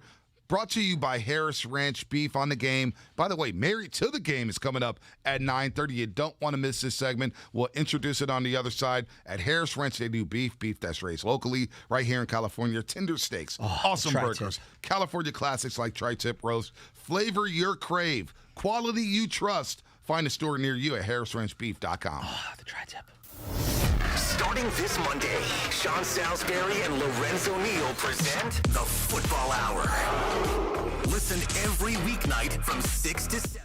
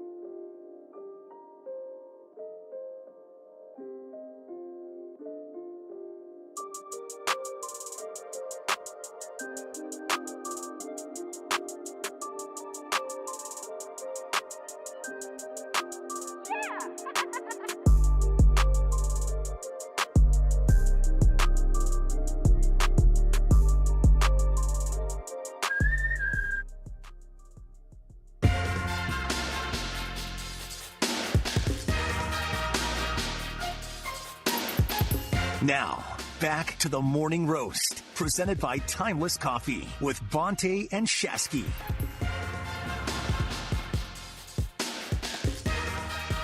All right, baby, stretch drive here on the Morning Roast. Married to the Game will explain coming up at 9:30 in just a second. Don't forget to download the Odyssey app and favorite 95.7 The Game to get breaking news updates as well as links to the top interviews and best moments on the game. Powered by DuckDuckGo, privacy simplified. What is your week one ritual?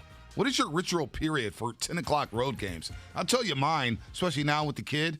Get up early, change the diaper, make a bottle, take her on a walk, go get me some coffee, whether it's Timeless, probably Timeless coffee. I'll brew up the coffee and put it in a Yeti. Then we'll walk around, take our morning stroll, get my mind off of it. And then right before the pregame show, I'll start cleaning. I'll start doing things that kind of take my mind off the game because I get too amped up. So I'll start taking my game off instead of just being anxious, like, oh, I can't wait till 10 o'clock. I'll do things to pass the time to make 10 o'clock come in a hurry. And then once game time is happening, I'll settle in and I'll be on my lonesome watching a game. Sounds a little boring, sounds a little bougie, but that's what Bonte Hill does, getting ready for a 10 a.m. game. What about fantasy rosters and things like that? I said all that. I do all that 9:30, just real quick. Boom, boom. Little Jay Glazer action. Got to get those updates, see who's active, inactive. Yeah. Betting-wise, I try to lay the bets a little earlier because I like my mind clear. But this weekend, I'm not going to bet on NFL football. So how does it work these days when you're placing these bets? It used to be back in the day, you'd pick the phone up and you'd make a phone call and you quietly put in that bet. Now everything's done on the app electronically, huh? Yeah, not even an app, just a website. Oh. And a couple offshore accounts. That's okay. Yeah, it's not bad. Bet online.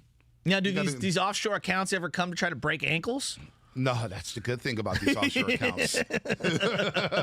They don't know what you look like. So, is there any game over the weekend? Because we're gonna have a new game coming out here, and I'll tell you what mine is in a second. But Married to the Game is something that we've thought about for a long time. People want to know, dude, how the hell do you and Bonte have significant others, and what are these ladies like? They must be football nuts. No, actually, my wife is not. Now, she does play fantasy football. Full disclosure, my wife does. Right. She had her own kind of helper. I call him Inferno. You might know him as one of the former producers here at 95.7 The Game, who has helped her in assisting assemble her fantasy football team. But yesterday, we sent out a text message to my wife explaining her what time we were going to call her and get this thing going. John Curley, our producer, sends a bunch of games. He says, here's 3 games. You're going to have to pick. And if you lose and Anna, Bonte's significant other, wins, then Joe is going to have to do some sort of a chore for Bonte. But we're going to tally them up and go month to month. So we'll have quadrants, okay? Of the season. This is the first quadrant of the season. And we've thought about what the punishments are going to be, and I'll unveil it in a second. But my wife then says to John, all right, cool. I can pick some winners, even though she has no idea who any of these teams are. And he goes, here's the spreads. First thing my wife sends back, is it okay if I have no idea what spread we're talking about? Thinking that I think it was like a cheese or avocado spread or hummus spread. Wow.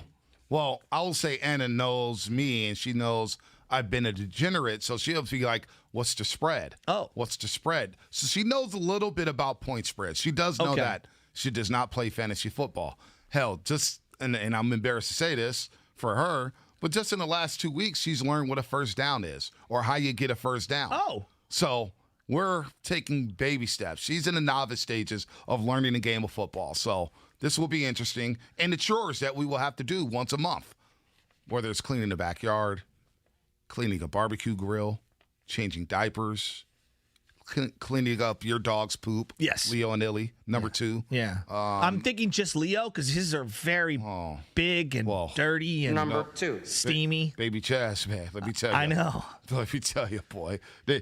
Those diapers don't even go into the trash can in the room anymore. They go straight outside to the trash. All right, so then the first quadrant, let's just lay it out. Here's what we're going to do. The first quadrant. You have a famous quote that you like to use all the time from Jim Mora. And it's about diddly poop. Diddly poop. So I think we're going to start right there. If you've got the drop ready, I will unveil what my diddly poop punishment will be for you if me and my wife end up winning the first quadrant. All right. You ready? I'm ready. All right. I'm going to feed my dogs tuna. and we're going to, let it settle into the stomach. Ooh. And I'm going to make sure that Leonidas has a full entire belly worth, or I guess bladder worth of what. And you're going to be cleaning up the steamiest dog poop in my backyard possible. And I'm going to live stream that bad boy. All right. You couldn't do diddly poo offensively. Right there. Well, hey, by the way, I know we got that reporter sound of Jim Moore Sr. I want to play that at some point. We're going to start before there. we end. So, baby Ches, when she sits down for a diaper change, she doesn't sit still anymore. Uh-oh. She twists and turn. You have to literally give her a cell phone or something to hold, and she'll play with that for about 30 seconds. Okay. But you got to give her something to hold. We're going to feed her bananas, sweet potatoes. Oh, my God. We're going to give her all kind of The milk. visual is not good. I mean, it is brutal. And she will look at you there with the pacifier in her mouth. Uh-huh. While you're changing it, just And the smell, dog. The smell is something. It's just not. It's Diddly poo. It's like living in the sewer or something, So man. my punishment if you and Anna win will be? We're going to change the diaper. And we're going to load this bad boy up. Diddly poo. And it gets so bad that you got to take off the onesie. And you got to wash the onesie because, there's leakage. Diddly poo. Out of the diaper. And we use the best diapers out there. And let me tell you, I had to do one yesterday at halftime of the game. And it took all halftime to get that bad boy done. All right, we're going to have the ladies on in a couple of minutes, but I want to ask the fan base right now. Line them up, 888-957-9570. Niners and Lions this weekend. They're on the road. They're not going to be at home for 2.5 more weeks, all right? What do you do to get yourself ready for a big-time Niner East Coast morning game? Some people cook breakfast. They take the kids on a walk, or maybe they're on their way to soccer games. I don't know how many soccer morning games there are these days. I know Saturday morning has a ton of games. But, Sunday morning, is there a meal that you have to prepare? Is there an outfit you got to put on? Is there something that you have to do to get yourself in the right frame of mind to be ready for 49er football week 1 on the road in Detroit? I will say, growing up, I had lucky socks, quote unquote lucky socks. I wear these socks every single game. Oh. Every single game. Now, there's certain rituals where I would just stay in the same spot all season long and watch a game there. Like, I blame the NFC Championship loss to the New York Giants back in 2011 on me going somewhere else to watch the football game when I had watched it in my apartment all year long. That I feel like I deserve blame for that loss. Now, we're going to blame Kyle Williams and some other things in that game, but I'll take the blame for that. I don't like moving around. I like the same ritual. Get up in the morning, get my coffee, take baby Chaz on a walk, move around a little bit, clean up the house a little bit, and then just throw on some shorts and a T-shirt and just get my place on the couch and just lock in. That's how it's pretty boring. It's boring as hell. But that's how I lock in for football, because the pastime's quickly to get the kickoff. I'm sure you've never heard of this movie, but Moochie of the Little League. You ever heard of that? No, I have not.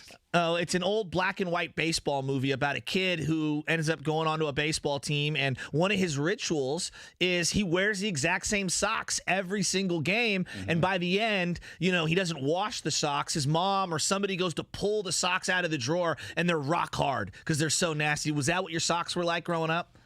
Yeah, I'm not going to say anything about that. I'm not, my socks they did the job. Let me just say that. They did the job. They got the job done, I should say. I should say that. The socks are not good. Oh, man. I'm so pumped for Detroit Lions versus the San Francisco 49ers. I'm ready. I wonder how many people are going to be rocking a Trey Lance jersey waiting for him to come into the game. The minute he comes into the game, it's going to make people go crazy. It will. It will. Tamir in Oakland, real quick. He's got a ritual here on 95.7 The Game. What's up, Tamir? Hey, what's up, guys? My ritual is before I get up early, me and my sons, we go to the gym, knock down free throws, jump shots, whatever, get a workout in. And then we all have our own jerseys, too. So, we have 3 from our favorite team. So then if we lose, we rotate the jerseys, but we always have to have the crisp jersey with the blue jeans and then some nice kicks, my J's that go with the jersey. So that's our ritual. I like that. See, I go house shoes, man. I'm real chill now. Yeah. In my what outfits. brand? Because I like the Uggs. No, I don't rock the. I'm telling you, man, the low top Uggs, man, it's the way to go. How much money do you have? It was a game changer a couple Christmases ago. The wife, who's going to be on very shortly here and married to the game, she got them, and I'm telling you, I'm never looking back. What? Yeah, no, I have no Uggs. I got basic. I don't know where my girl got them from. They're basic. Are they shoes. Jordans? They're not Jordans. No. Does Jordan make? But you know what? Here we go. Hold on. Here we go. Hold on. A couple weeks ago, Anna did order some Jordan house shoes, the Jordan 5s.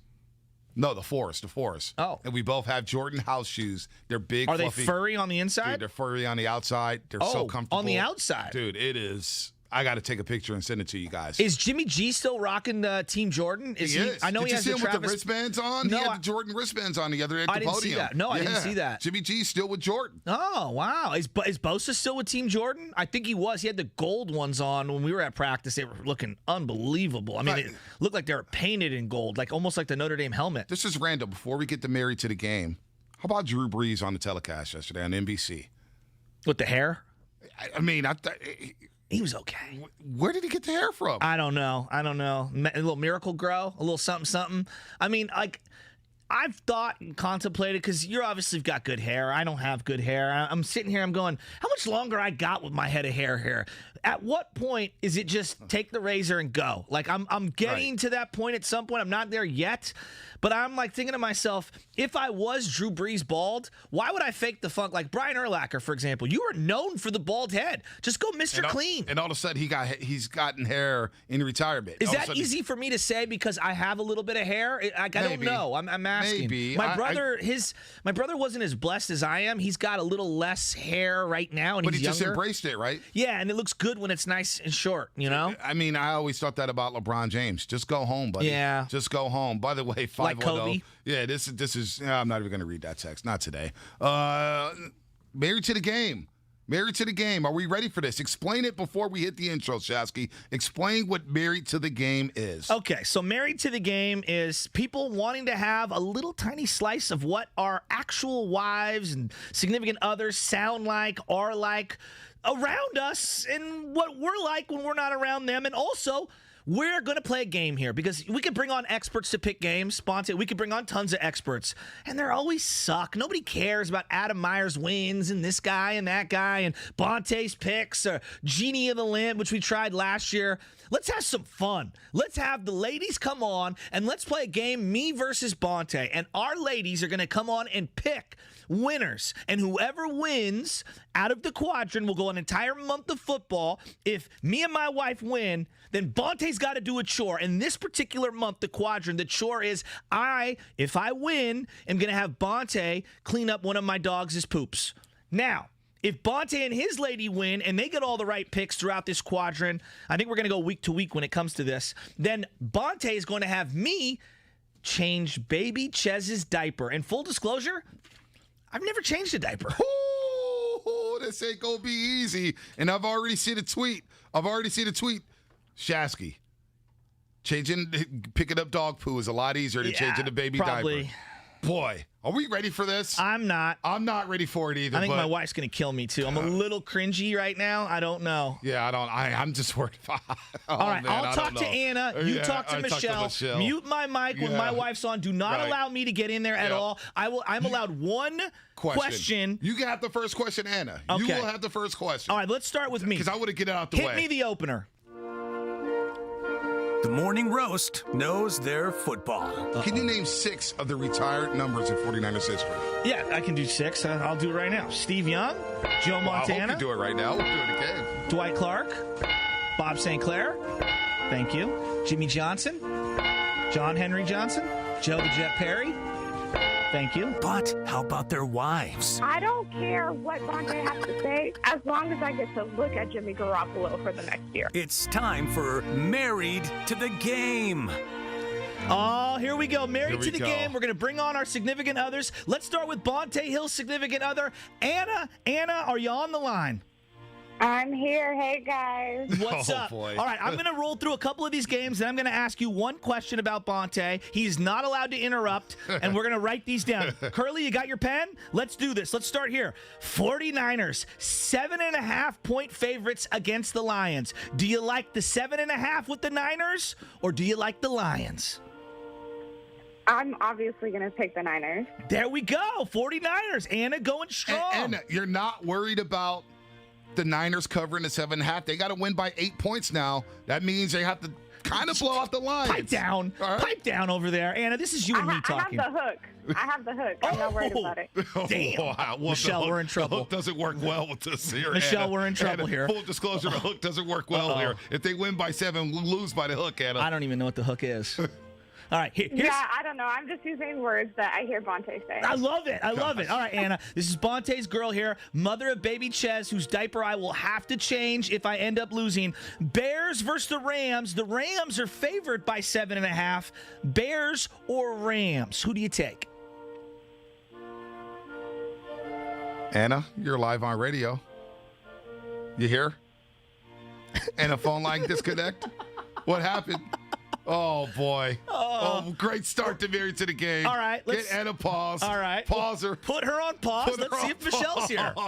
Michelle, are you here? I'm worried. Good morning, Michelle. Good morning. I'm here. Oh, beautiful, beautiful, beautiful. I can't wait to ask you a question about Joe Shasky. God. All right.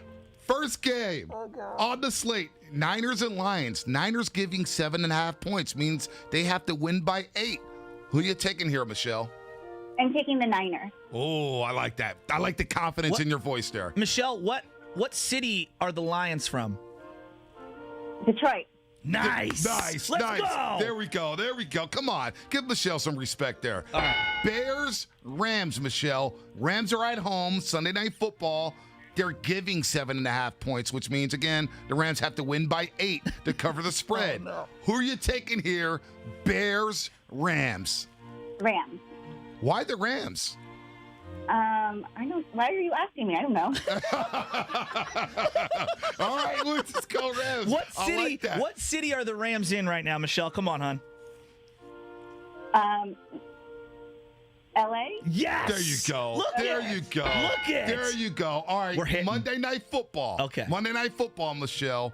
You got the Raiders hosting the Baltimore Ravens. The Ravens with Lamar Jackson. I know you've played fantasy football. Lamar Jackson gets all these points. The Ravens are favored by 4, which means they have to win by 5 to cover the spread. Who you taking here, Ravens or Raiders?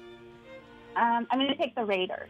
Ooh, I like it. Langford, I like it. Are you excited? She made the right choice. The Raiders are going to destroy All the right, Ravens. And now I have one question for you, and there can't be any rebuttals here. Be kind. Michelle, when did you know Joe Shasky was the one? Was it date number 5, 6, 7? When did you know that, man? I'm going to marry this insane 49ers fan. Oh my God, I don't know. It just happened. It just happened? Did you take it day by day with this guy? One question, bro. Was it hour by hour, Michelle? Question because we already knew each other, so there wasn't much to get to know on the date. Oh, wow. Yeah. Wow. Damn. All right. Damn. Hey, hun. I'll ask one that's better than that. Oh, What's wow. the weirdest thing I do when watching a game? The weirdest? Yeah, like what's the thing that annoys you the most? Oh, well, when you scream at the TV. I think that's weird. I think that you and all of your friends do that, so I don't know what's the weirdest, but that's the most annoying. What about when he plays video games? Does Joe Shasky throw remote controllers? I don't think so, but I will say the fact that he still plays video games would be, again, the most annoying. Wow. Michelle, very nice Love you, debut babe. on Married to the Game. Thank you. Very nice debut there. All right, get Anna in here. Anna, what's going on Let's with the get phone line? Bonte's significant other. We're doing Let's married. go back to the end. Yeah, we're doing Married to the Game right now. We're betting on the spreads. We'll give you my wife's picks in a second. Anna, we were halfway through this. You picked the 49ers over the Lions. Now we got Bears, Rams, 7.5-point spread. The Rams are favored. Who do you like? Bears, Rams. I'm going to go with Bears because I lived in Chicago. Ooh, I like it. That's what I'm talking about. That's what I'm talking about, Anna. All Andy right. Dalton starting at quarterback. Pipe down. All right. Here we go. Gosh. Baltimore Ravens at the Las Vegas Raiders. Ravens are favored by 4. Do you like the Ravens or the Raiders? I will never in life choose the Raiders.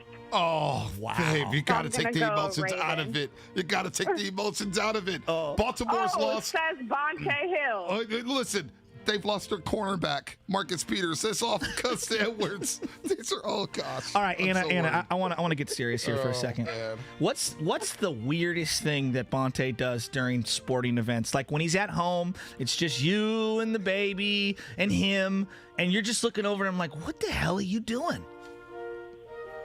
Oh my God, the weirdest? I mean, you could rattle off anything you want. Just keep it one. Mean, there's so many. How do I pick one? I can tell you less weird things that he does. Well, give me That would 30 be easier. seconds.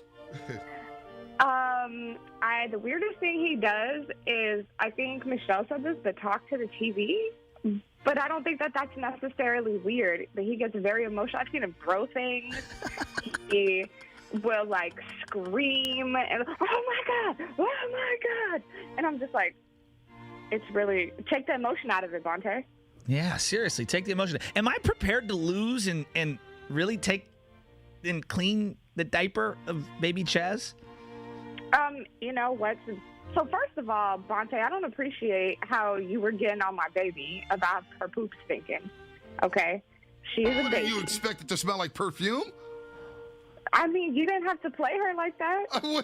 Baby Chaz, don't put her business all out in the streets. It's nothing wrong with having a smelly poop. Come over and smack you up over there. Look, it's nothing wrong with having a smelly poop. You know it's a good poop when it smells. All right, come on. A good fart is always one that smells. That's when you know it's a good fart. So bad. I'm sorry, Anna. Oh, Jesus. God help us all. Yeah, God help us all. I think that's. So, are you prepared? I don't think so. No, because there are times where she doesn't sit still. She flips around. You might get poop on you. You might have to change your clothes, her clothes. I mean, there's a lot happening over here. Oh, I love it. All right, thank you, Anna. I appreciate it. Anna. Let's save some for the next time. We're going to do this again next week. Married to the game. All right, Stephen Langford, I want you to hop on air. Anna made her picks. My wife, Michelle, made her picks. Let's hear what the picks are. We're going to do a quadrant. We got a month's worth of games. The loser is going to have to pick up poop. Either my dog's poops if Bonte loses, or I'm going to have to clean baby Chez's diaper if me and my wife lose. Michelle, I hope you win. So we got Anna, who took the Niners at -7.5. Okay. The Bears at -7.5. I don't. That's the Bears at -7.5 with Andy Dalton starting quarterback there, Bonte. I know. She picked the Bears because she lived in Chicago. I like that. I kind of like that. It's just unbelievable. Aaron Donald, I know. Hey, babe, Andy Dalton's playing quarterback for the Bears. This is not going to go well for us. Sir, I'd like to place a bet. Aaron Donald. Aaron Donald, please. And then because Anna, you know what's good? Then He's got an Aaron Donald jersey, though, Steven, so he's already ready to go. Oh, man. And then she took the Ravens at -4 over the Raiders on Monday Night Football. And why did she take the Ravens? Because she would never, ever choose the Raiders. So, therefore, moving forward, whenever we put a Raider game in here, she's never taken the Raiders to solve principle. And I think the Raiders are going to win the game. They normally get off to pretty hot starts in the season. It's when you get to week 9, week 10, week 11, and, the games that matter where they really start to fall. Man. But, however, Michelle went with the Niners at -7.5, the Rams at -7.5, and then the Raiders at +4. So... whose picks do you like better? I like Michelle's better. I like Michelle's better. I gotta say. Michelle's better. Hey, I like Michelle's better. I'm shocked she got the names of the cities right. Right. I really am. Like, I'm legit shocked. Yeah. Now it worked. Sports wife. Anna and I are gonna fight because if she wins, she's gonna be like, "You didn't have faith in me. How are we supposed to be tight in a relationship? We didn't have faith in me." She's already mad at me for playing baby Chaz for having a sneaky diaper. Yeah, I didn't see that coming. I didn't see that coming either. Yeah. I kind of saw it coming, but I didn't see it coming. Did you see me stick the knife right in your chest? Oh, I did. Even Michelle came at me. Why are you asking me this question? Why I'm picking? I mean, I got the losing hand here. Jeez. Well, I mean, you got deep and personal on that. She was like coming on for a funny bit. I'm like, there's nothing personal, babe. Don't worry. It's the only way to convince her. First thing you ask her, why'd you choose him? I'm like, that's a deep question. Man, I mean, Damn. yeah, I wonder why she chose you. I mean, man, I wonder why she chose. Why do you think I got her in and out in this segment? I was like, all right, then, babe. Catch you later. Steph Harris Alvarez on Twitch. What's up, Steph? Hope you're doing well. Listening to 95.7 The Game and think my favorite segment is Married to the Game. Has me dying, I'm cringing. and I wish Anna was my best friend. Oh, my wow. God. So, Anna, you got a new friend on Twitter. Go figure. Oh, my goodness. Where do we go from there? Last predictions? I mean, Predictions. we're going to make predictions. We're going with the 49ers and the Lions, baby. We're making predictions on Sunday. We got the pregame show coming back. That's right, Shasky. What time are we on Sunday? 9 o'clock? I think 9 o'clock. 9 o'clock. Yeah, I'm really fired up. We're doing overtime is back. This is what I tell people. Look, it's a Friday. We're all feeling good right now. Just go onto your phone right now. You have the Odyssey app already downloaded, I'm sure. Like, obviously, the 95.7 The Game page. Go on to YouTube. Subscribe on YouTube. 95.7 The Game. Hit the subscribe button. It takes 2 seconds. You'll be able to stream immediately the post-game show as soon as the action ends. Or if it's a blowout in the fourth quarter, we might just go on live right out the rip. You can have your NFL on one screen on your phone. You could be watching and listening to me and Bonte. You could do Red Zone and doing the YouTube thing. You can listen on the Odyssey app while you're cleaning the house or running errands after the 49er game. All year long, we will have our post-game show on the YouTube app. Hell or high water. Dude, I mean, I'm seeing a lot on Twitch, brought to you by Xfinity. Expleasy, he's with me. I got hated on all around him during that segment. Michelle, Anna, Shasky, that was not a winning segment for your boy. That was not a winning segment for your boy. I'm feeling good about that segment. Also, I think the segment's great. But boy, for somehow, some way, it's going to be sleeping on the couch tonight. You know what we call this? How did the tables turn on me just like that? Well, it's called foot and mouth disease. You suffer from it. Your foot goes right into your mouth every time.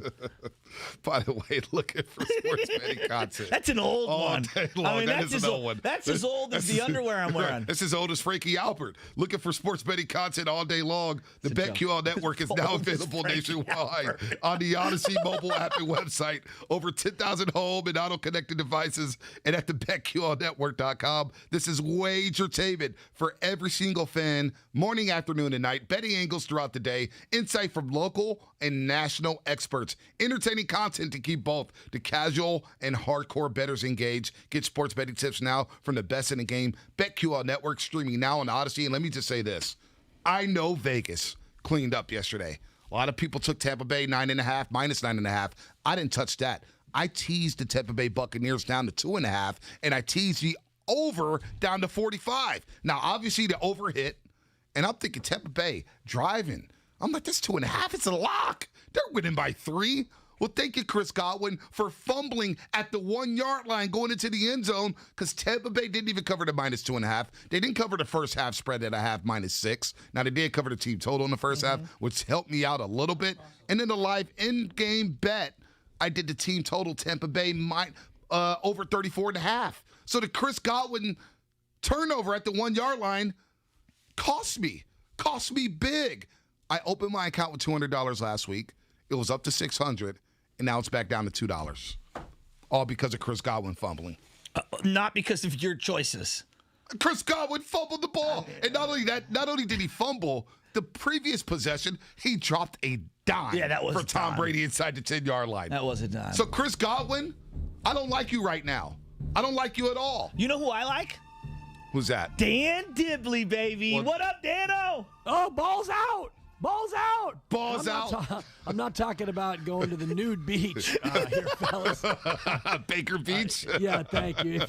Don't go super, I guess that'd be east. Once you go too far east, ball's out. Hey, Dibs, let me tell you a funny story. So I was working sales, and you'd have like one of the senior people would fly into San Francisco, and they call it a ride with, right? They'd get in your car, and you'd ride around town, and you go to different accounts, right? Now, you can't account for this, but we had to go into the Castro, and for the longest time, I don't know if you guys know, there was a guy that would walk around completely naked in the Castro with a walking stick. Do you know what I'm talking about, Dibs? Yes, and by walking stick, you mean an actual walking stick. But yes, go ahead. Yes, not the tripod. Yes, Okay. Absolutely. And so we're walking down the street, and I'm with a Midwesterner, good old boy, real nice. He's like, San Francisco's a weird town. I'm like, yeah, it is. Boom, we cross the street. Walking right toward us, full frontal, is naked guy, and he goes, I got to get out of this godforsaken town immediately. Take me straight to the airport. And I swear to God, we booked it right to the car, and I drove him right back to SFO. Man, And that's another case where it's balls out. And I feel bad for Bonte, hoping for Godwin to get in. But I got on Dallas late there, Bonte. I took the 9.5. I thought, opening night, and I didn't expect Dak to play that well, but good old-fashioned shootout, and I guess defense is dead. The offensive player runs down on that last route and basically throws the CB into the first row. That's a good no call. Hey, look, I'm open. Game over. So we need to get used to that with the new football. There's no doubt about that. But, Dibs, I teased the Buccaneers down to -2.5, and I took a live team total at 34.5 after taking the Buccaneers' first half team total, which was over 14.5. I was feeling good. Yeah, and I know you're down with LTT, which is live team total. Yeah, you know me. I do. I like that, Dibs. I like that a lot. Thanks, Tretch. My favorite is NCAA, where you get the 1 seed against the 16, and the 1 comes out sleepy, and that live line drops from -21.5 to like 14. Oh, you just love that. load up. Oh, yes, love you it. load up and you wait for the inevitable to happen. Can I ask you a question here, Dibs? Of course. I know I'm a psycho on the front end. I know I'm a psycho on the front end. Hey, here we go. No, but I just, all caps. Yeah, all cap. I'm watching Brady last night, and I'm thinking to myself, damn it. I mean, he could have been a 49er. And I just, not that I'm a small part of me, not a huge part of me, but I'm just like, God, what would it have looked like had he come to the Niners? Should they have done it? Would they have Trey Lance? Probably not. I don't think they win the Super Bowl last year because the team would have been hurt. But am I crazy for even thinking that out loud? You're not crazy, but I think it's just self-destructive. And you remember the old hip-hop song from the late 80s, Self-Destruction, you're heading for self-destruction. That's what happens when you start looking back too much, because Brady won it not only because he's Brady. Look at the weapons they had around him. And last night, that offense is like, they should be playing on Halloween because they're scary. Oh, I like that, Dibs. And that's a guru. Yeah, that's a very guruism. He's rubbing off on me. He dropped the Snickers one on me. I'm going to steal for Snickers. I'm satisfied with totally. I said, oh, guru, come on, man. But I was texting with the goo last night. And that's what I've been trying to tell Shasky here. Brady coming to San Francisco, you're not getting Antonio Brown to come here. It's not happening with this organization. Gronk, maybe, maybe not. You already have George Kittle. Offensive line's a little bit different. And you have the Shanahan factor. The Shanahan factor, is he going to let Brady call his own audibles, call his own plays, dictate the offense here, which is what I'm expecting on Sunday, or what I'm looking forward to on Sunday, Dibs. How will Shanahan roll out with this quarterback system? Are we really going to see Trey Lance and Jimmy Garoppolo, the 2-quarterback system? Because I'm not going to lie, your boy ain't feeling that. No, it's not going to be like getting 2 entrees and splitting it with your girl. Lance is going to be the appetizer, and maybe he's a dessert, but Jimmy G is going to be the main meal. And, if you look at the comments from the offensive coordinator yesterday, Mike McDaniel, he's kind of telling you that look back to Washington when they had RG3, and what did they do? How did they use him in the run packages? And he also mentions 2 tight ends, 2 running backs. So you might see some 22 personnel, 1 wide receiver, bring Lance in, and give me some good old-fashioned student body right, and, you run some just run heavy packages, and then that one time you go play action and maybe Ayuk can get down the field and you have a big hit. Do you have any pregame rituals for road games, especially the 10 a.m. ones? When I was a kid growing up, sometimes I'd be up early and I'd be running around, throwing the ball at my brother or whatever, but I'd have like pajamas that I would throw on forever, like these 49er pajamas. My brother would put on the huddle helmet, the old Niner helmet that you'd buy in the box with the jersey and the pants. And then, Mom would cook breakfast. We were very spoiled. My mom would cook a great breakfast. I'd look up, Niners up 14-0 on the Saints. It'd be a great way to start my Sunday morning. Do you have any like Sunday East Coast start rituals? No, I used to as a kid, and this is way back before the games were even on. I was known for sitting in a cardboard box. That was my go-to seat because I'm the youngest of 4, and so the prime couch and chair spots were always taken. So I'd go blankie and cardboard box and usually keep score. And, the Niner games weren't on back in the 70s, not only because they were terrible, but TV wasn't like that. But, once it became, you can see it every week, I just wait till 10, click it on. I usually don't get into a lot of that pregame stuff and, my picks and, all that, just get me to 10. I know what I think and I know what I'm looking for. So you are the co-host of the Liquidate All Assets podcast. I love it with you and Guru. I watched it. It was a bloodbath yesterday. Dude, it was tough. It was tough. I watched it. Guru with the shades. You got the earpiece in. I love it. I do love it. It's one of our best here at 95.7 The Game. Why does he wear shades indoors? It's mandatory because he's so hot. His picks are so bright. He has to wear shades. And I want to apologize to my tennis-loving audience because I missed both those women's matches. And if you guys do anything this weekend, watch Raducanu v. Fernandez, the British qualifier. She played 4 matches just to get in the main draw. First Brit in the final in 45 years. And Layla Fernandez, get to know her, Butcher. I gave you Sha'Carri Richardson previously as an athlete to watch. Layla Fernandez is the new global star, and she'll be on display tomorrow. Betting on tennis is fun, too. I'm not going to lie about that. What's your best bet of the weekend, Divers? Man, I think that the best bet for me is going to have to be the Pittsburgh Steelers. You give me Pittsburgh and points. I think a lot of times when other teams get built up to a certain level where, the hype is great. Like last night, Tampa Bay, that thing rose all the way to 9.5. That was ridiculous. Yeah, and so for me, the Pittsburgh Buffalo game is kind of like that. You're getting 6.5 now with Pittsburgh, so give me Pittsburgh and watch the Pride of Antioch maybe go crazy. Dibs, we want to hear what you guys got going on your show. But next week, promise me we'll get a little Ryder Cup talking because this Patrick Reed thing is just absolutely great. And I'm picking Team Euro. I'm saying it right now. I'm taking the Europeans next week. But promise me you'll come on before the Ryder Cup starts next week. Absolutely. I'll be back Wednesday. We return to the top of the marquee Monday on the crossover with Matt Steinmetz. Oh, he's top of the marquee now. Wow. Yeah, I didn't get to pick the order, but I was born last and I'm listed last, but... Well, Dibs, you're first in our hearts. What do you guys got going on? I don't know. That's emotional. I mean, Shasky's always telling Steiny how much he loves him. So I'm going to tell you I love you, Dibbers, because Guru, he's neutral. Guru came on yesterday. Shasky, I just love you so much. So, Dibbers, we got that on right now. Yeah, it's you just guys me are and awesome.